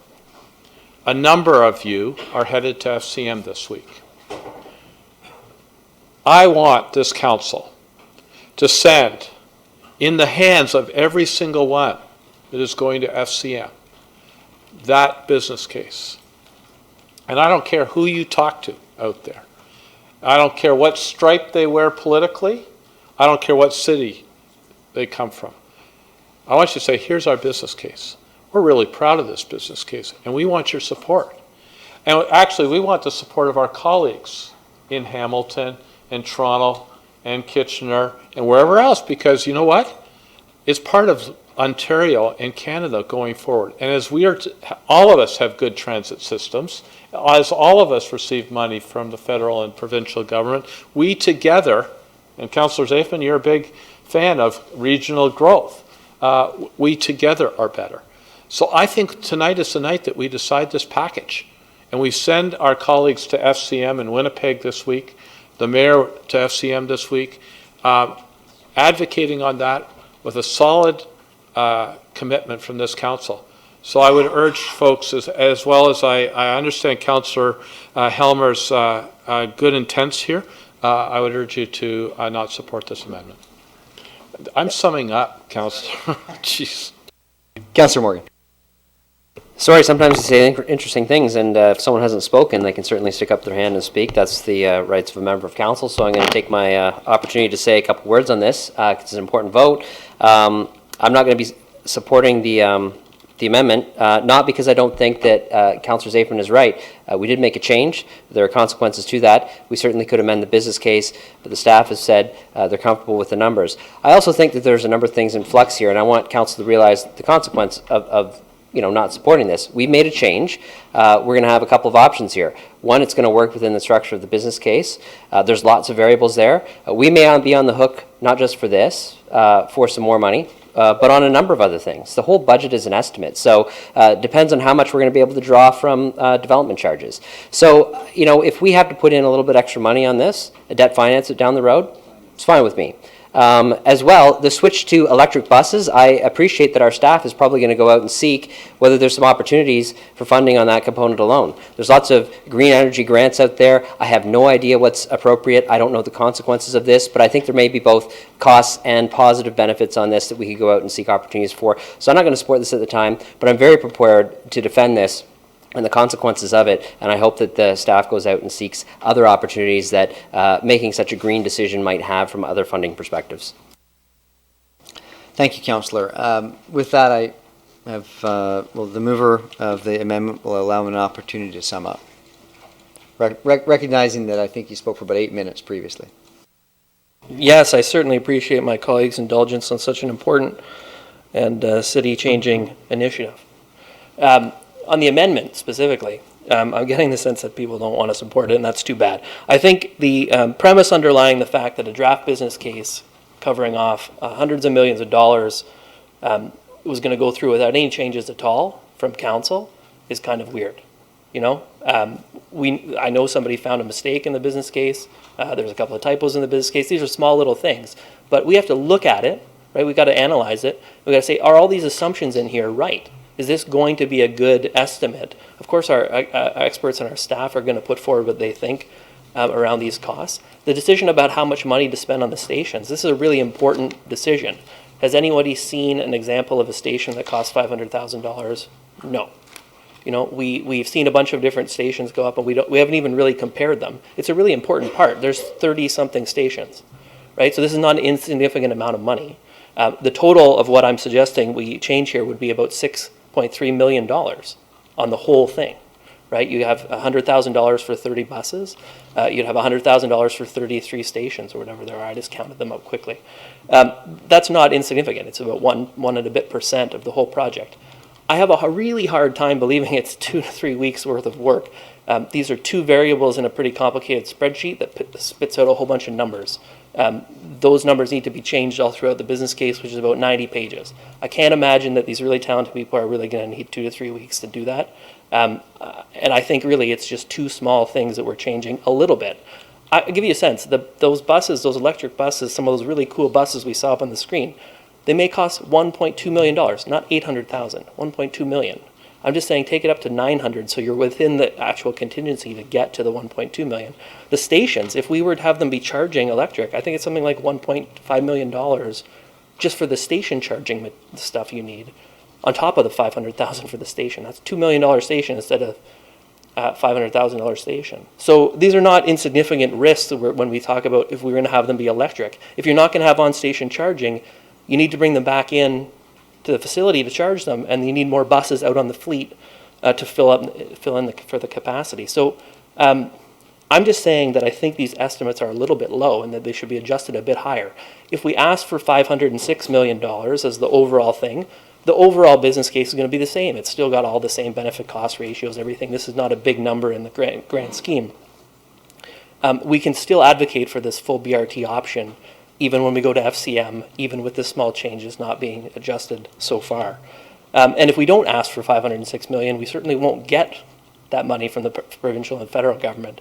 And I think that's the important part. If we're planning to do something a bit more on the stations and on the buses, then we better ask for it, because if we don't, and then we later decide to do it, I think we'll be on the hook for it, as Councillor Morgan was essentially talking about. So I would just encourage you to support this one little change. I don't think, even if it took 2 weeks, that that's unreasonable. I think we should have been planning to make adjustments to the business case based on the insightful feedback from council on the assumptions in the business case.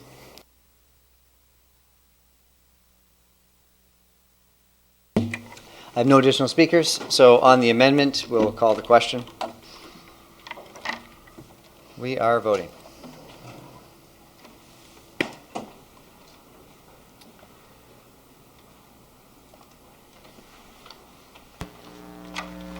Councillor Ridley. Closing the vote, and the motion is lost, 4-9. Thank you, colleagues. Back to the main motion. I have one additional speaker. It's my intention, once we deal with this matter, is to take that dinner break, just so everyone's aware. We're a bit over, but we're mid-debate, so I don't want to hold things up. Councillor Salee on the main motion. Any others?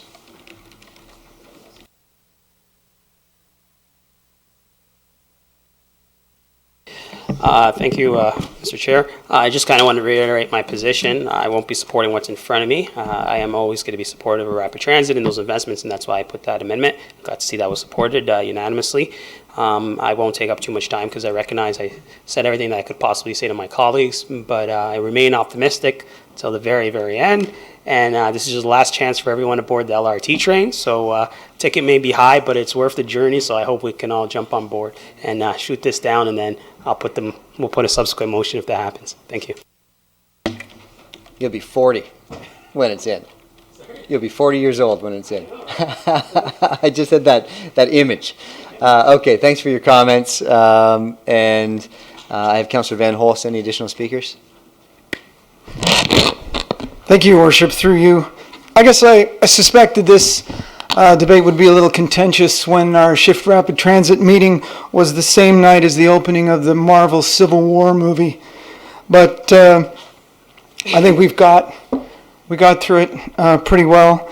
I did get some interesting emails from my perspective saying that I wasn't future thinking, and of course I'd been advocating technologies that are on the hasn't happened yet side of the present, which seems to me is looking for the future. And one of those things that's really significant is the phrase first mile. And that's the possibility that buses can one day pick you up at home. They can get there and pick you up at home and then take you onto the system and just join it. And for me, that's the reason why rail is the one that will always be second best, because there's no way we can afford to put rail lines to everybody's home. So I see in the future some exciting things. And I realize that this was, although there's a debate, there's so much we agree on. When Councillor Helmer said he prefers the smooth to the bumpy ride, I thought, that would be such a great change from this job. and it's, but what I think is the substance of that is kind of a hunch. Both of us are going on a hunch that I think the future, one thing will be great for the city, and others have a hunch that other thing will be great for the future, and there's strong convictions to both of those, and I respect those. It's a bit like the battle of the hunches. You think mine looks like Quasimodo. I like the looks of mine. So I hope that I hope that my colleagues can see their way to change their vote. If you need an example of someone turning 180 degrees, you just rewind the tape an hour. But I think it's easy.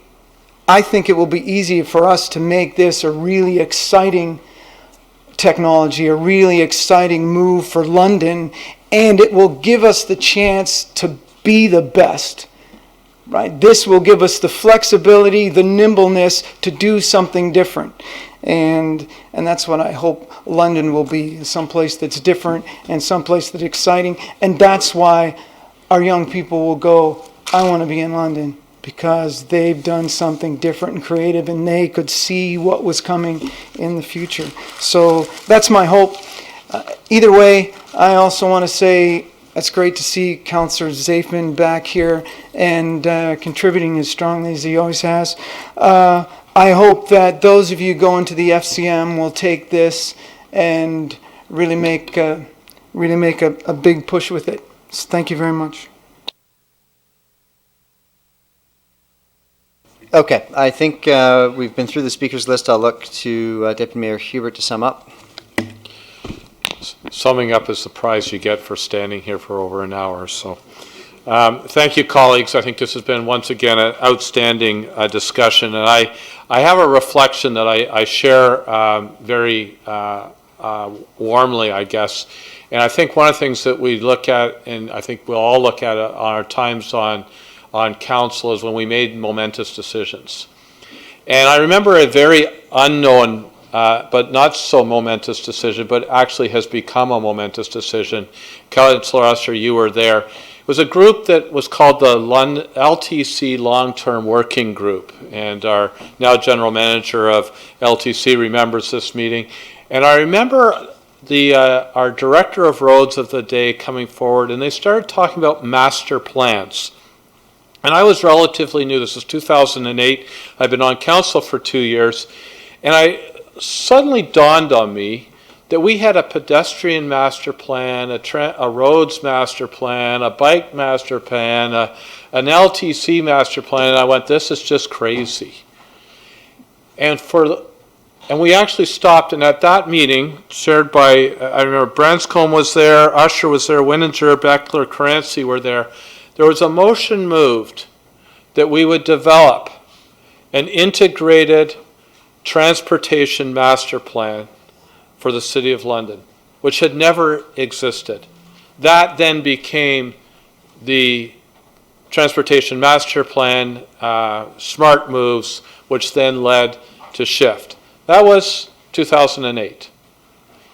And, you know, I recognize that a little decision in a committee actually will end up having changed, I think, the course of our city and bringing us together.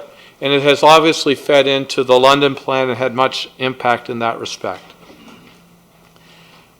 I mention that simply because I think it's good for us to have perspective from where we've come from. It also shapes where we're going to go in the future.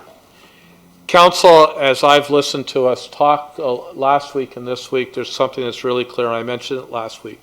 We're galvanized to move forward. And I appreciate Councillor Salid's motion earlier. We're clearly united on rapid transit. And while there have been differences and challenges and terrific debate and discussion, even up until 3 minutes or 4 minutes ago, there's unequivocal support in this city for rapid transit, for improving the movement of goods, services, and people around our city. And I think that's what we need to hold on to. There's much work to be done. I congratulate our staff and the LTC Commission and their staff as well for the work that they've done. But tonight and now we need to make a decision to move on and to get this really rolling. Councillor Zafman. Through the Mayor, just a request to pull B separately, please. Councillor, did you want B and C pulled separately? You had originally asked for that. Just B? Okay. So we're going to deal with, go ahead, Councillor Helmer. I would like A pulled separately. Okay. So we're going to deal with A first. We're going to deal with B second, and then we'll deal with the remainder, C through I.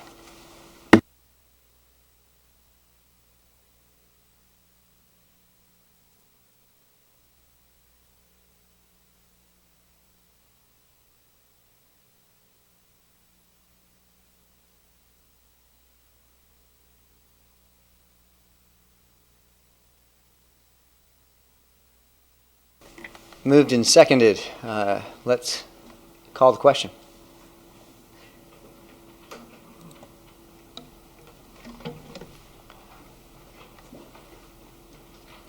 Closing the vote and the motion carries 11-2. On B.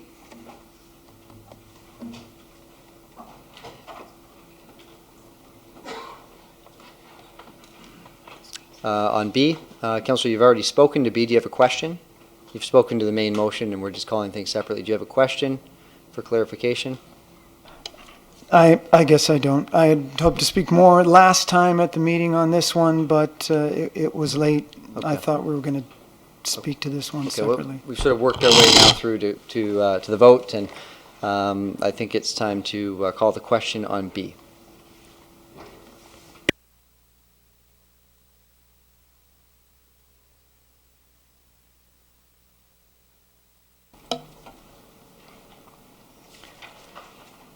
Closing the vote and the motion carries 10-3.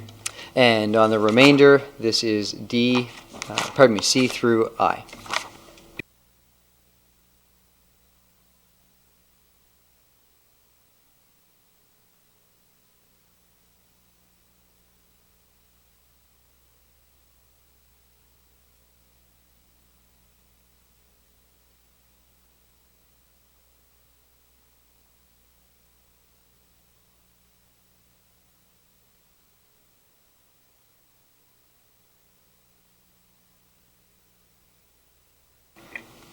I don't see any further discussion, so let's call the question.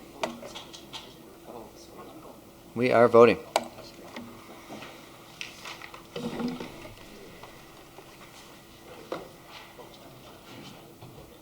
Closing the vote and the motion carries 13-0.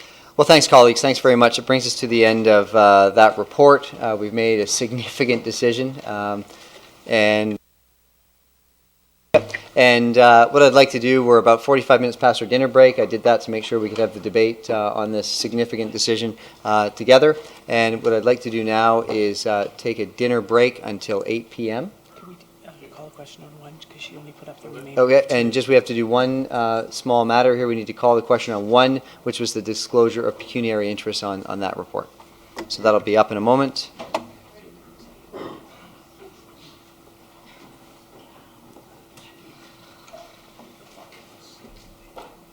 Okay, it's been moved. Let's call the question. We're voting.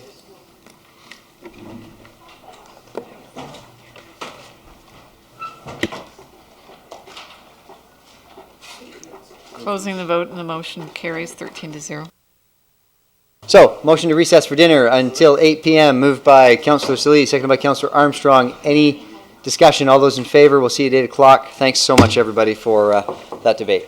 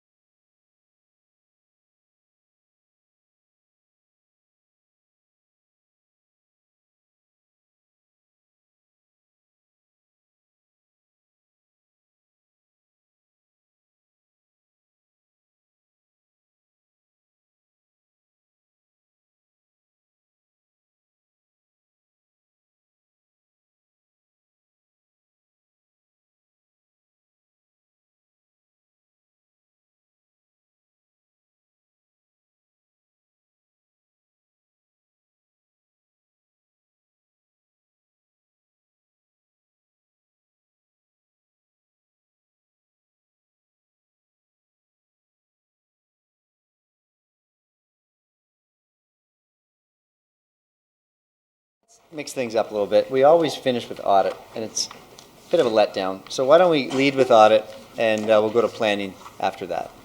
Deputy Mayor Hubert.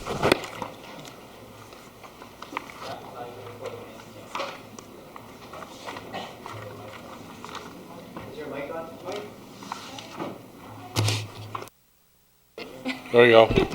Okay, thank you very much. I do want to preface this report with a couple comments with respect to audit, because this is kind of a pivot point in our audit services. And I will be putting items the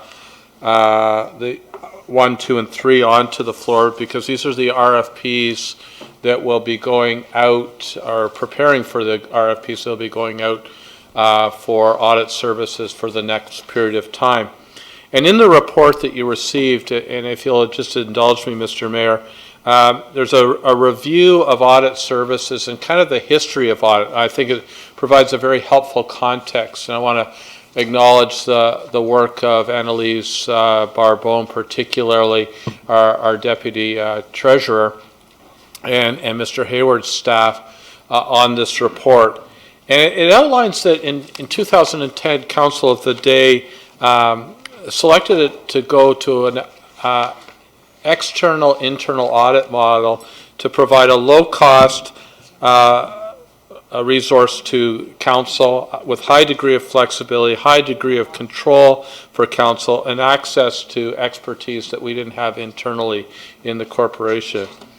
And the focus at that time was for value for money. That was a real driving factor. And so just in summary, over the past 5 years, and I'm including the numbers for 2016, the previous 5 years, the cost for our internal audit services was about $3 million. The cost for this past 5 years, including 2016, was $1.5 million, so half of the money previously spent. The report clearly outlines that the projected savings from the audits done, and that's through either increased revenues, cost containments, or other savings, was projected to be $7.4 million. And by the way, we have not received, obviously, all of the 2016 reports, so that's really 4 years of numbers. Of those projected savings, we've realized $5.2 million of savings over those 4 years, which is about 77% of the projected revenue realization. And that actually works out to about $3.46 for every dollar invested in audit services. So when we look at a return on investment, $3.46, and that's being very conservative because, once again, I don't have the cost containment or revenue numbers for anything coming forward in 2016. That wouldn't be available to us until sometime in 2017. So I wanted to provide that summary since, as the mayor says, audit often is late in the evening when few are awake and all that excited by it. So with those introductory comments, I'll put the report on the floor. Thank you very much, Deputy Mayor Hubert. And as one past chair of audit to another, great news and exciting news for London. We get excited about audit. All right, thanks for moving that. And what we'll do now is, if there's any discussion, there is not. Councillor Van Holst. Yeah, thank you very much, Chair, Mr. Chair, and through you, Your Worship. Also wanted to comment that we've done a lot of this value for money auditing, and it's paid off. We may not get the same payoffs going forward if we've hit all the low-hanging fruits, but we are transitioning to compliance and assurance, and special projects, I think, are going to be more the focus of the audit committee this coming year and this coming term. So those two will be certainly significant for the city. Thank you. Okay, other discussion? No? Good. Let's call the question.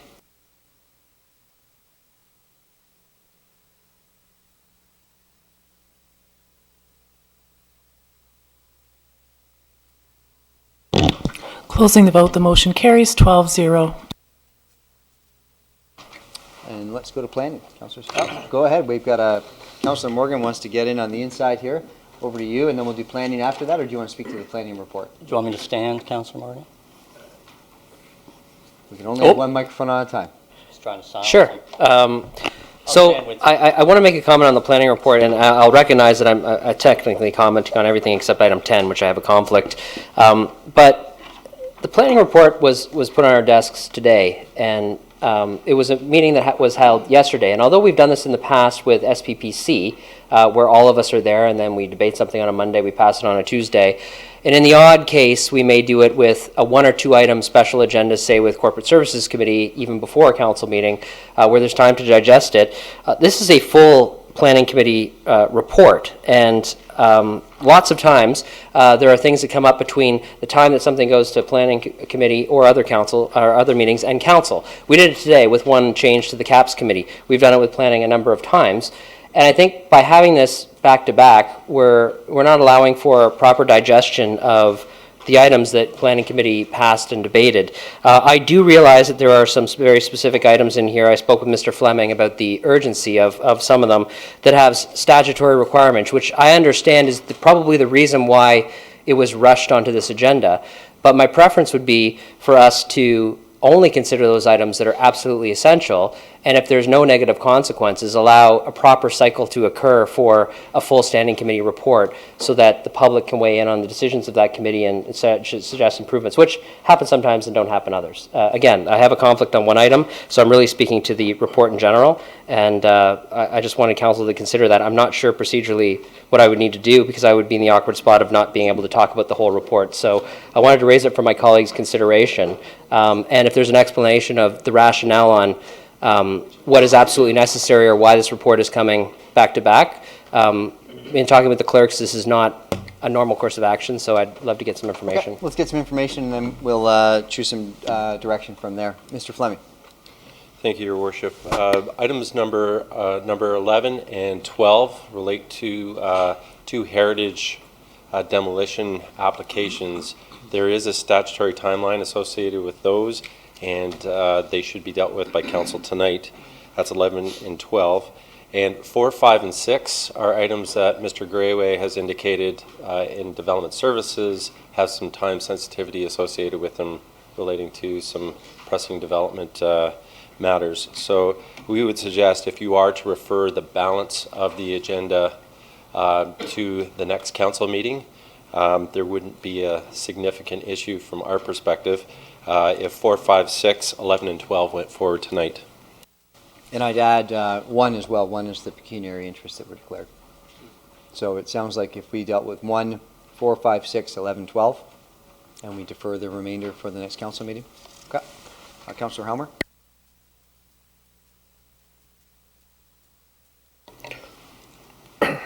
Well, so on the one hand, I hear where Councillor Morgan is coming from. On the other hand, we have a very busy agenda at Planning Committee, and you see this one is 360 pages. Our next meeting is also going to be pretty large. And if we defer all these things, we're going to end up with something like an 800-page planning agenda that we're going to have to deal with again. Some of these items that we've already dealt with at committee are just going to be held up for no real reason. There's not a whole bunch of really controversial things in here. I thought we did a good job of discussing them yesterday. The actual agenda has been available since last week, and I don't understand why we would hold things up. I would disagree with the assessment of what's urgent. Number 17, for example, the zoning bylaw amendment direction to have our staff come forward with a bylaw amendment for amplified music and dancing on patios in 2 areas of the city. We need to do that now if we're going to get it ready for August. So I wouldn't want to hold that up. That's about half the agenda, I think, that we're talking about. What I would suggest instead is perhaps there are some bylaws that we could hold off on passing and pass the bylaws later. So deal with them at council. If there are bylaws that don't need to be passed right now, we could hold off on third reading until next council meeting, rather than sending it back to planning committee and doing it that way. So I just would raise it.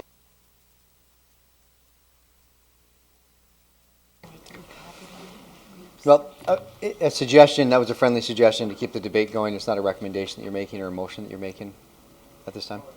Pardon me? Yep, got it. Okay, we'll keep the discussion going. Anyone else? Councillor Park? Thank you. And, you know, as a member of the Planning Committee, we did have a substantive meeting last night, as Councillor Helmer already said. Nothing of any controversial nature. It seems to me, in my memory, we voted unanimously on mostly everything. And part of this job is to make decisions when we need to make decisions, and that's what we need to do tonight. Any other questions? Comments? Councillor Morgan, did you have a motion you wanted to bring forward, or is that just a point you were raising for discussion? No, I'm not going to bring a motion forward because I would have to deal with an odd selection of planning committee items because I can't deal with all of them. So it was a thought, a suggestion. If council wants to vote on it, they can vote on it, but it's not my preference to do it in this manner on all of these items, only because, like I said, there was a letter from Tourism London between one meeting and the next. It said, hey, here's a suggestion, maybe you want to tweak that. I have no idea. Maybe nothing happens. Maybe it's just we move forward and we pass whatever needs to be passed at the appropriate time with the bylaws. I never know what's going to happen. I know that from time to time, members of the public and other agencies come forward and say, hey, you didn't think about this. So maybe there's nothing controversial in here, maybe not. It's just an odd cycle, and I wanted to raise it for council's attention, because if we do this today, I certainly don't want it to be a regular habit. I would rather deal with this with a more predictable committee cycle.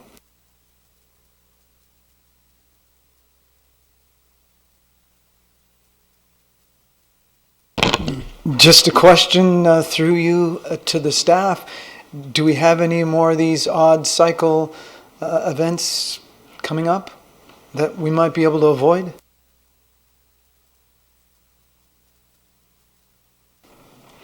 Through you, Mr. Mayor, not an odd cycle. There are some strategic priorities and policy committee meetings where we turn the report around for the next day when it's a Monday meeting. That's not an unusual occurrence. This was an unusual circumstance because of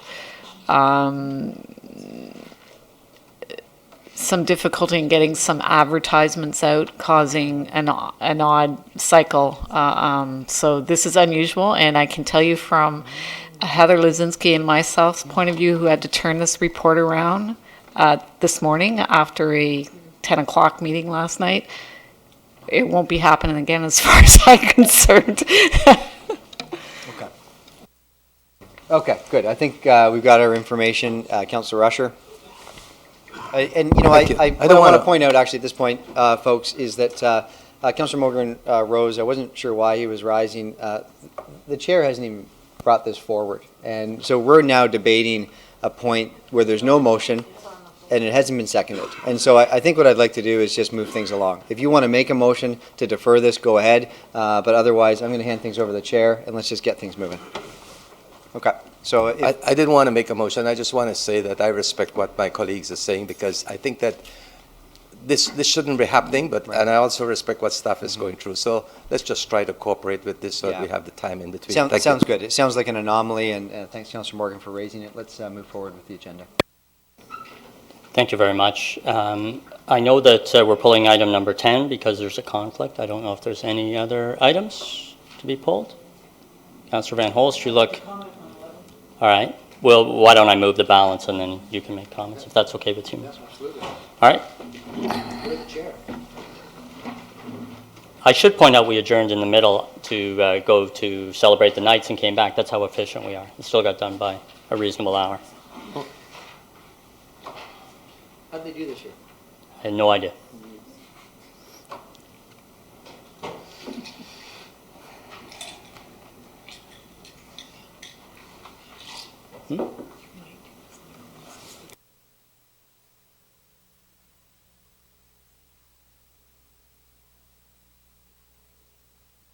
Councillor Van Holst? Yes, Your Worship. I just wanted to make a comment on number 11. I was at the committee meeting. Our planning committee does a fine job. I was asking about the demolition or the potential demolition of this building. Concerned that maybe holding it for heritage would be extremely onerous in terms of engineering, until I found out later from staff that a company can actually take a building down entirely and rebuild it from the inside. And if they put the bricks back up so it forms the same shape, that counts as heritage preservation. So it's certainly possible to do, and I wonder if that shouldn't happen more often. Thank you. Any other comments? Councillor Helmer? On item number 17, I'm certainly delighted to see this recommendation coming forward to allow amplified music and dancing. I want to emphasize, and dancing, on patios for the months of August and September. So we'll see how that goes, and perhaps we might relax things even more. Anyone else? I have, do you want to sum up, or did you want to speak to that specifically? Point out that the dancing was added by Councillor Helmer, which has raised a lot of concerns in Ward 4 about what they'll be seeing from Councillor Helmer this summer. So I just point that. We better call bylaw. Okay. Deputy Mayor Hubert. I just wanted to ask, if Councillor Helmer takes the entire council to Fred Astaire Dancing Studios, can that be used as part of our expenses, clerk? Okay. I think with that, it's time to call the question. You need to fix the motion. It should say 18. We need to have clause 1 to 18. It's fixed. If you could move that, please, Councillor Squire. There's no additional discussion, so let's call the question. We're voting.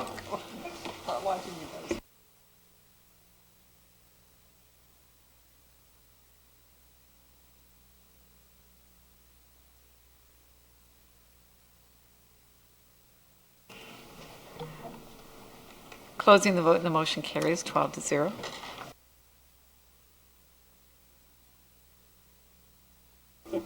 Item 10, any discussion?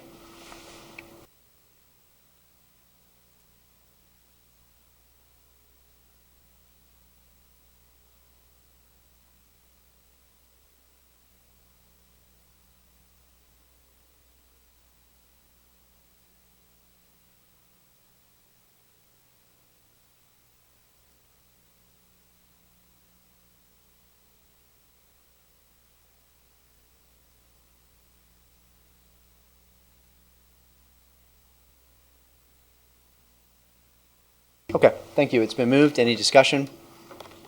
I'll call the question.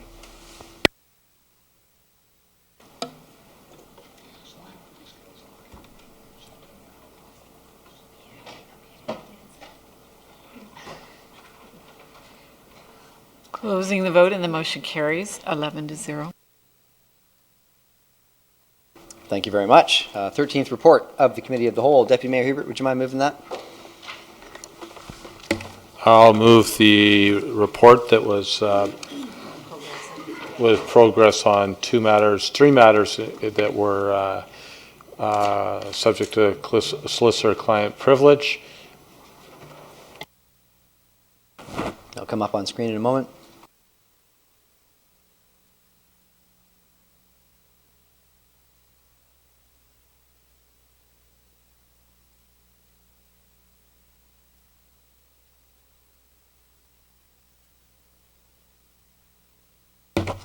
There's no discussion, so let's call the question. Voting.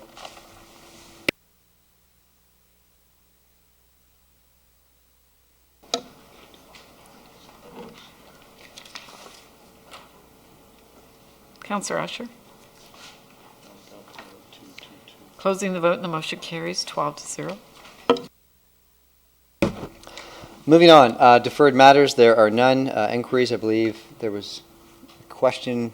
Oh, Councillor Zafman had an inquiry, and he had, okay. And so we'll then move to emergent motions. Councillor Park. Thank you, Mr. Mayor. I'm going to make motion for leave, and that pursuant to Section 19.2 of the Council Procedural Bylaw, leave be given for the introduction of an emergent motion to accept Councillor Cassidy's withdrawal from standing for election to the Federation of Canadian Municipalities Board of Directors, and her request for Council to endorse another member of Council to stand for election to the FCM Board of Directors.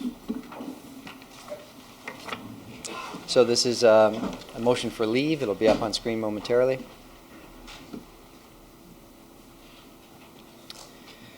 Mr. Mayor, if I may, earlier today I was given a communication by Deputy Mayor Cassidy, and she asked if I could read it. Is now an appropriate time, or Let's would get you like through me to do leave, that? and then it would be appropriate if leave is provided. Just looking to kill airtime. Okay. It's up now if you want to make that motion.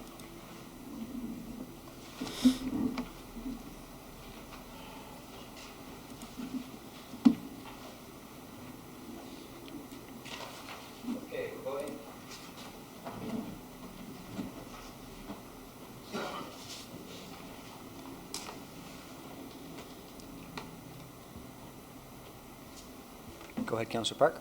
No, thank you. So first I'll read the communication that was given to me.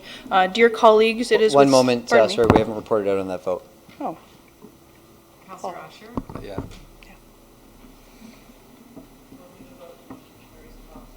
Okay, my apologies, Councillor Park, go ahead. No problem.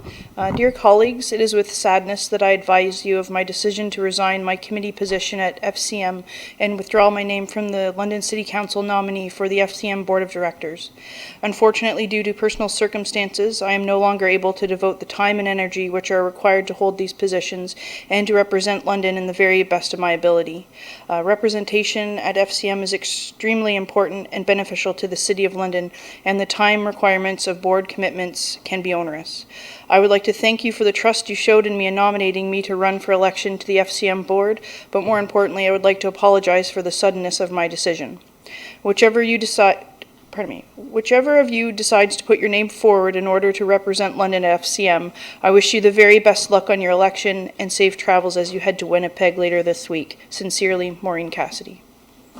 So the motion that my colleagues have before them asks that A, the attached communication, I'll just let my colleagues read it if you like, or I could articulate it if you like. So looking to rescind the decision of council to nominate Maureen Cassidy, and the motion also looks to perhaps nominate someone else within the same motion. And we can amend that if we need to. Okay. And so to move forward, I'll look for nominations then as we develop this motion. You want to speak? Okay, I'm just looking for the nomination. So Councillor Hopkins, yeah, go ahead. Yes. I'd like to bring forward Councillor Park for election to the FCM Board of Directors. So that'll be crafted into the motion. We can deal with both items at the same time. We'll look for a seconder on that motion so we can move this forward. Seconded by Councillor Salih. And Councillor Salih, did you want to speak as well? Councillor Salih, Van Holst, and Armstrong. Okay. No Councillor Salih, Van Holst then, please.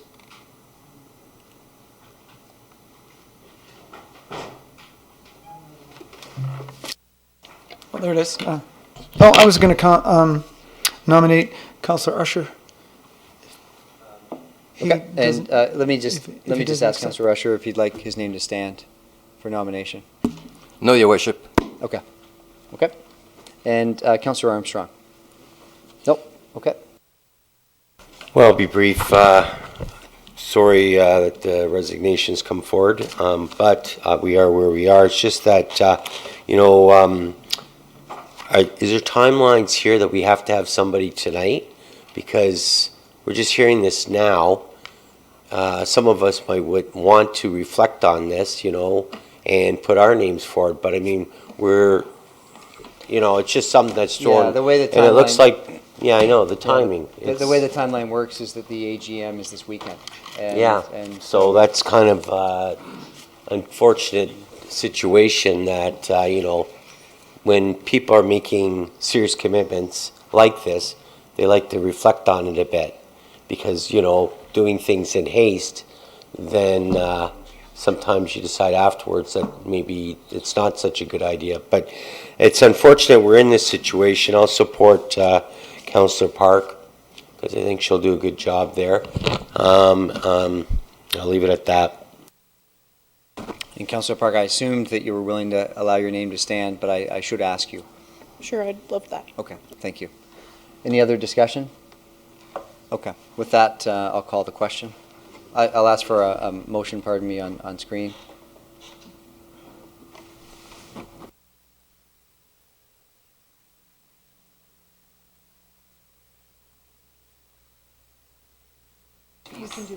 Okay, we're going to do the entire motion at once. So if I could ask people to back out, and we'll just get the wording right.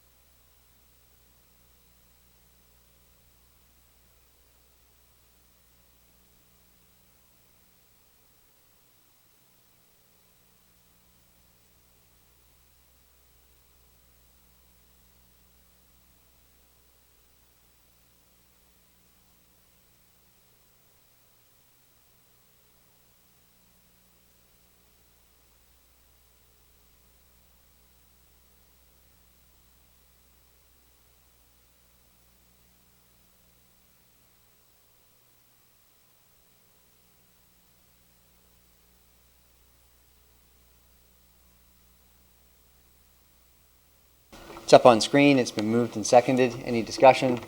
Go ahead, Councillor Helmer. Well, certainly I'm going to support Councillor Park, and it's going to be quite the campaign between now and, I don't know, Saturday to get you elected onto the board of FCM. I look forward to that. I think we're leaving on Thursday, so it's going to be very interesting. Any other discussion? Councillor Park, if you want to sum up. Thank you, Mr. Mayor. I know that this is going to be a difficult task for us this weekend, not impossible, but I think it's really important that FCM and the delegates there know that London wants a strong voice, and any colleague that would have put their name forward tonight would have gotten my support. Thank you very much. Any other discussion? With that, we'll call the question.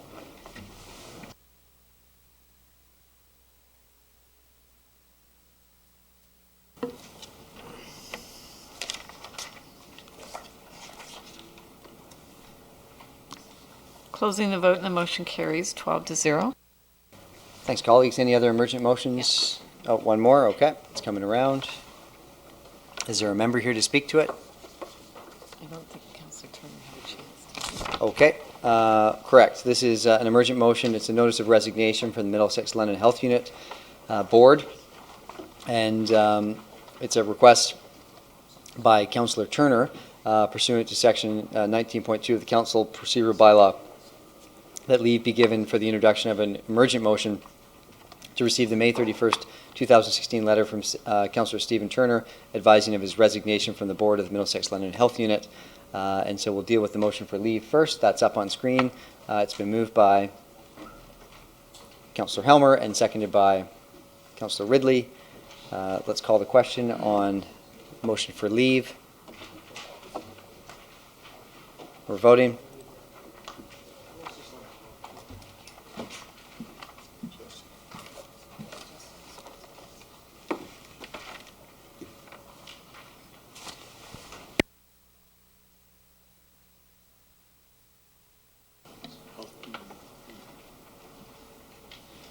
Closing the vote and the motion carries 12-0. Okay, and the emergent motion will be up on screen. I'll read it, that the attached letter from Councillor Stephen Turner dated May 31st advising of his resignation from the Board of Middlesex London Health Unit be accepted. And you'll see his letter of resignation attached. Kathy, do you know what days the health unit board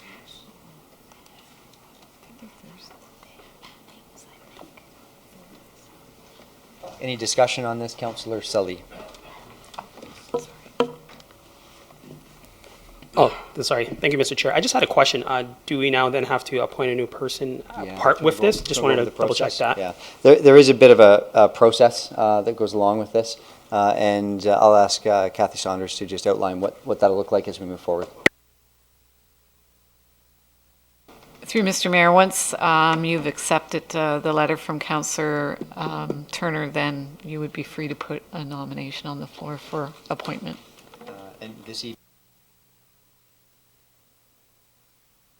I believe you could do it this evening because it's a member of council that's Yeah. being appointed. So what I'd suggest to you, colleagues, is that we consider doing this at another meeting. It's our tradition to use ranked ballot for an appointment to a board, and I think that because we do have some time here, that we could take that time and make sure this makes the next agenda, next appropriate agenda. It would go to SPPC. It'll go to SPPC, so it'll go to the next SPPC. Okay, so the motion is up. It's been moved by Councillor Helmer, seconded by Deputy Mayor Hubert.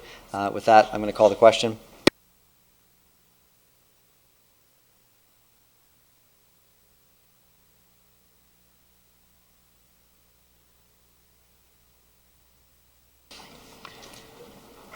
Closing the vote and the motion carries 12-0.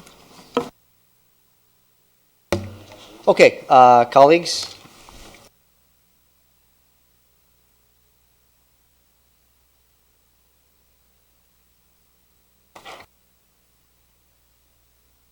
So we're going to deal with all bylaws with the exception of 222.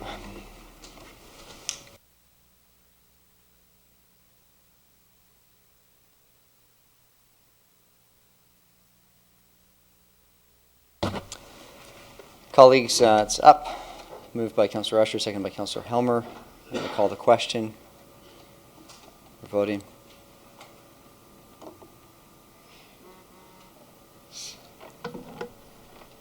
Closing the vote and the motion carries 12-0. Okay, and second reading, I'll look for any speakers.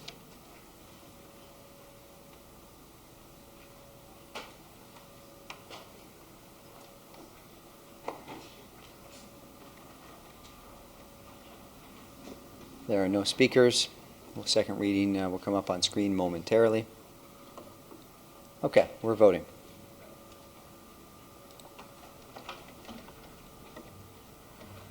Closing the vote and the motion carries 12-0. And finally, third reading. This is all bills 205 to 225, excluding Bill 222. It's been moved and seconded. I'm going to call the question. We're voting.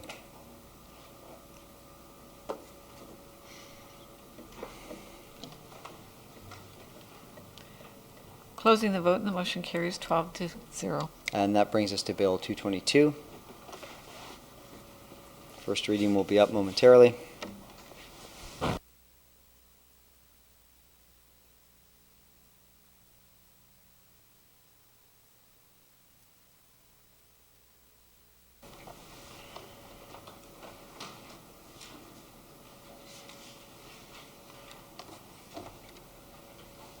Let's call the question.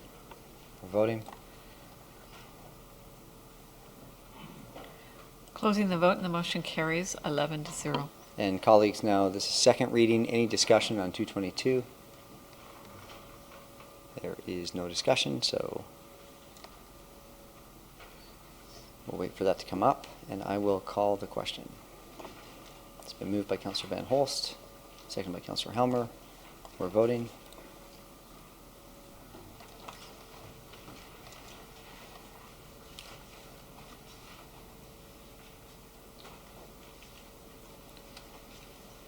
Councillor Hubert.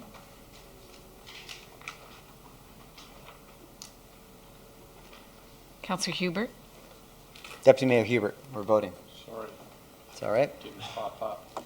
Closing the vote and the motion carries 11-0. Okay, and third reading.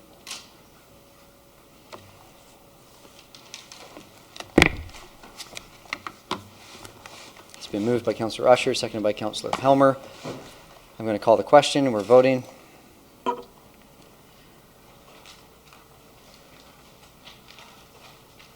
Closing the vote and the motion carries 11-0. Colleagues, I'll now look for a motion to adjourn. Moved by Councillor Armstrong, seconded by Councillor Van Holst. Thank you for a great meeting. We are voting. All in favor? Opposed, if any? Thanks very much.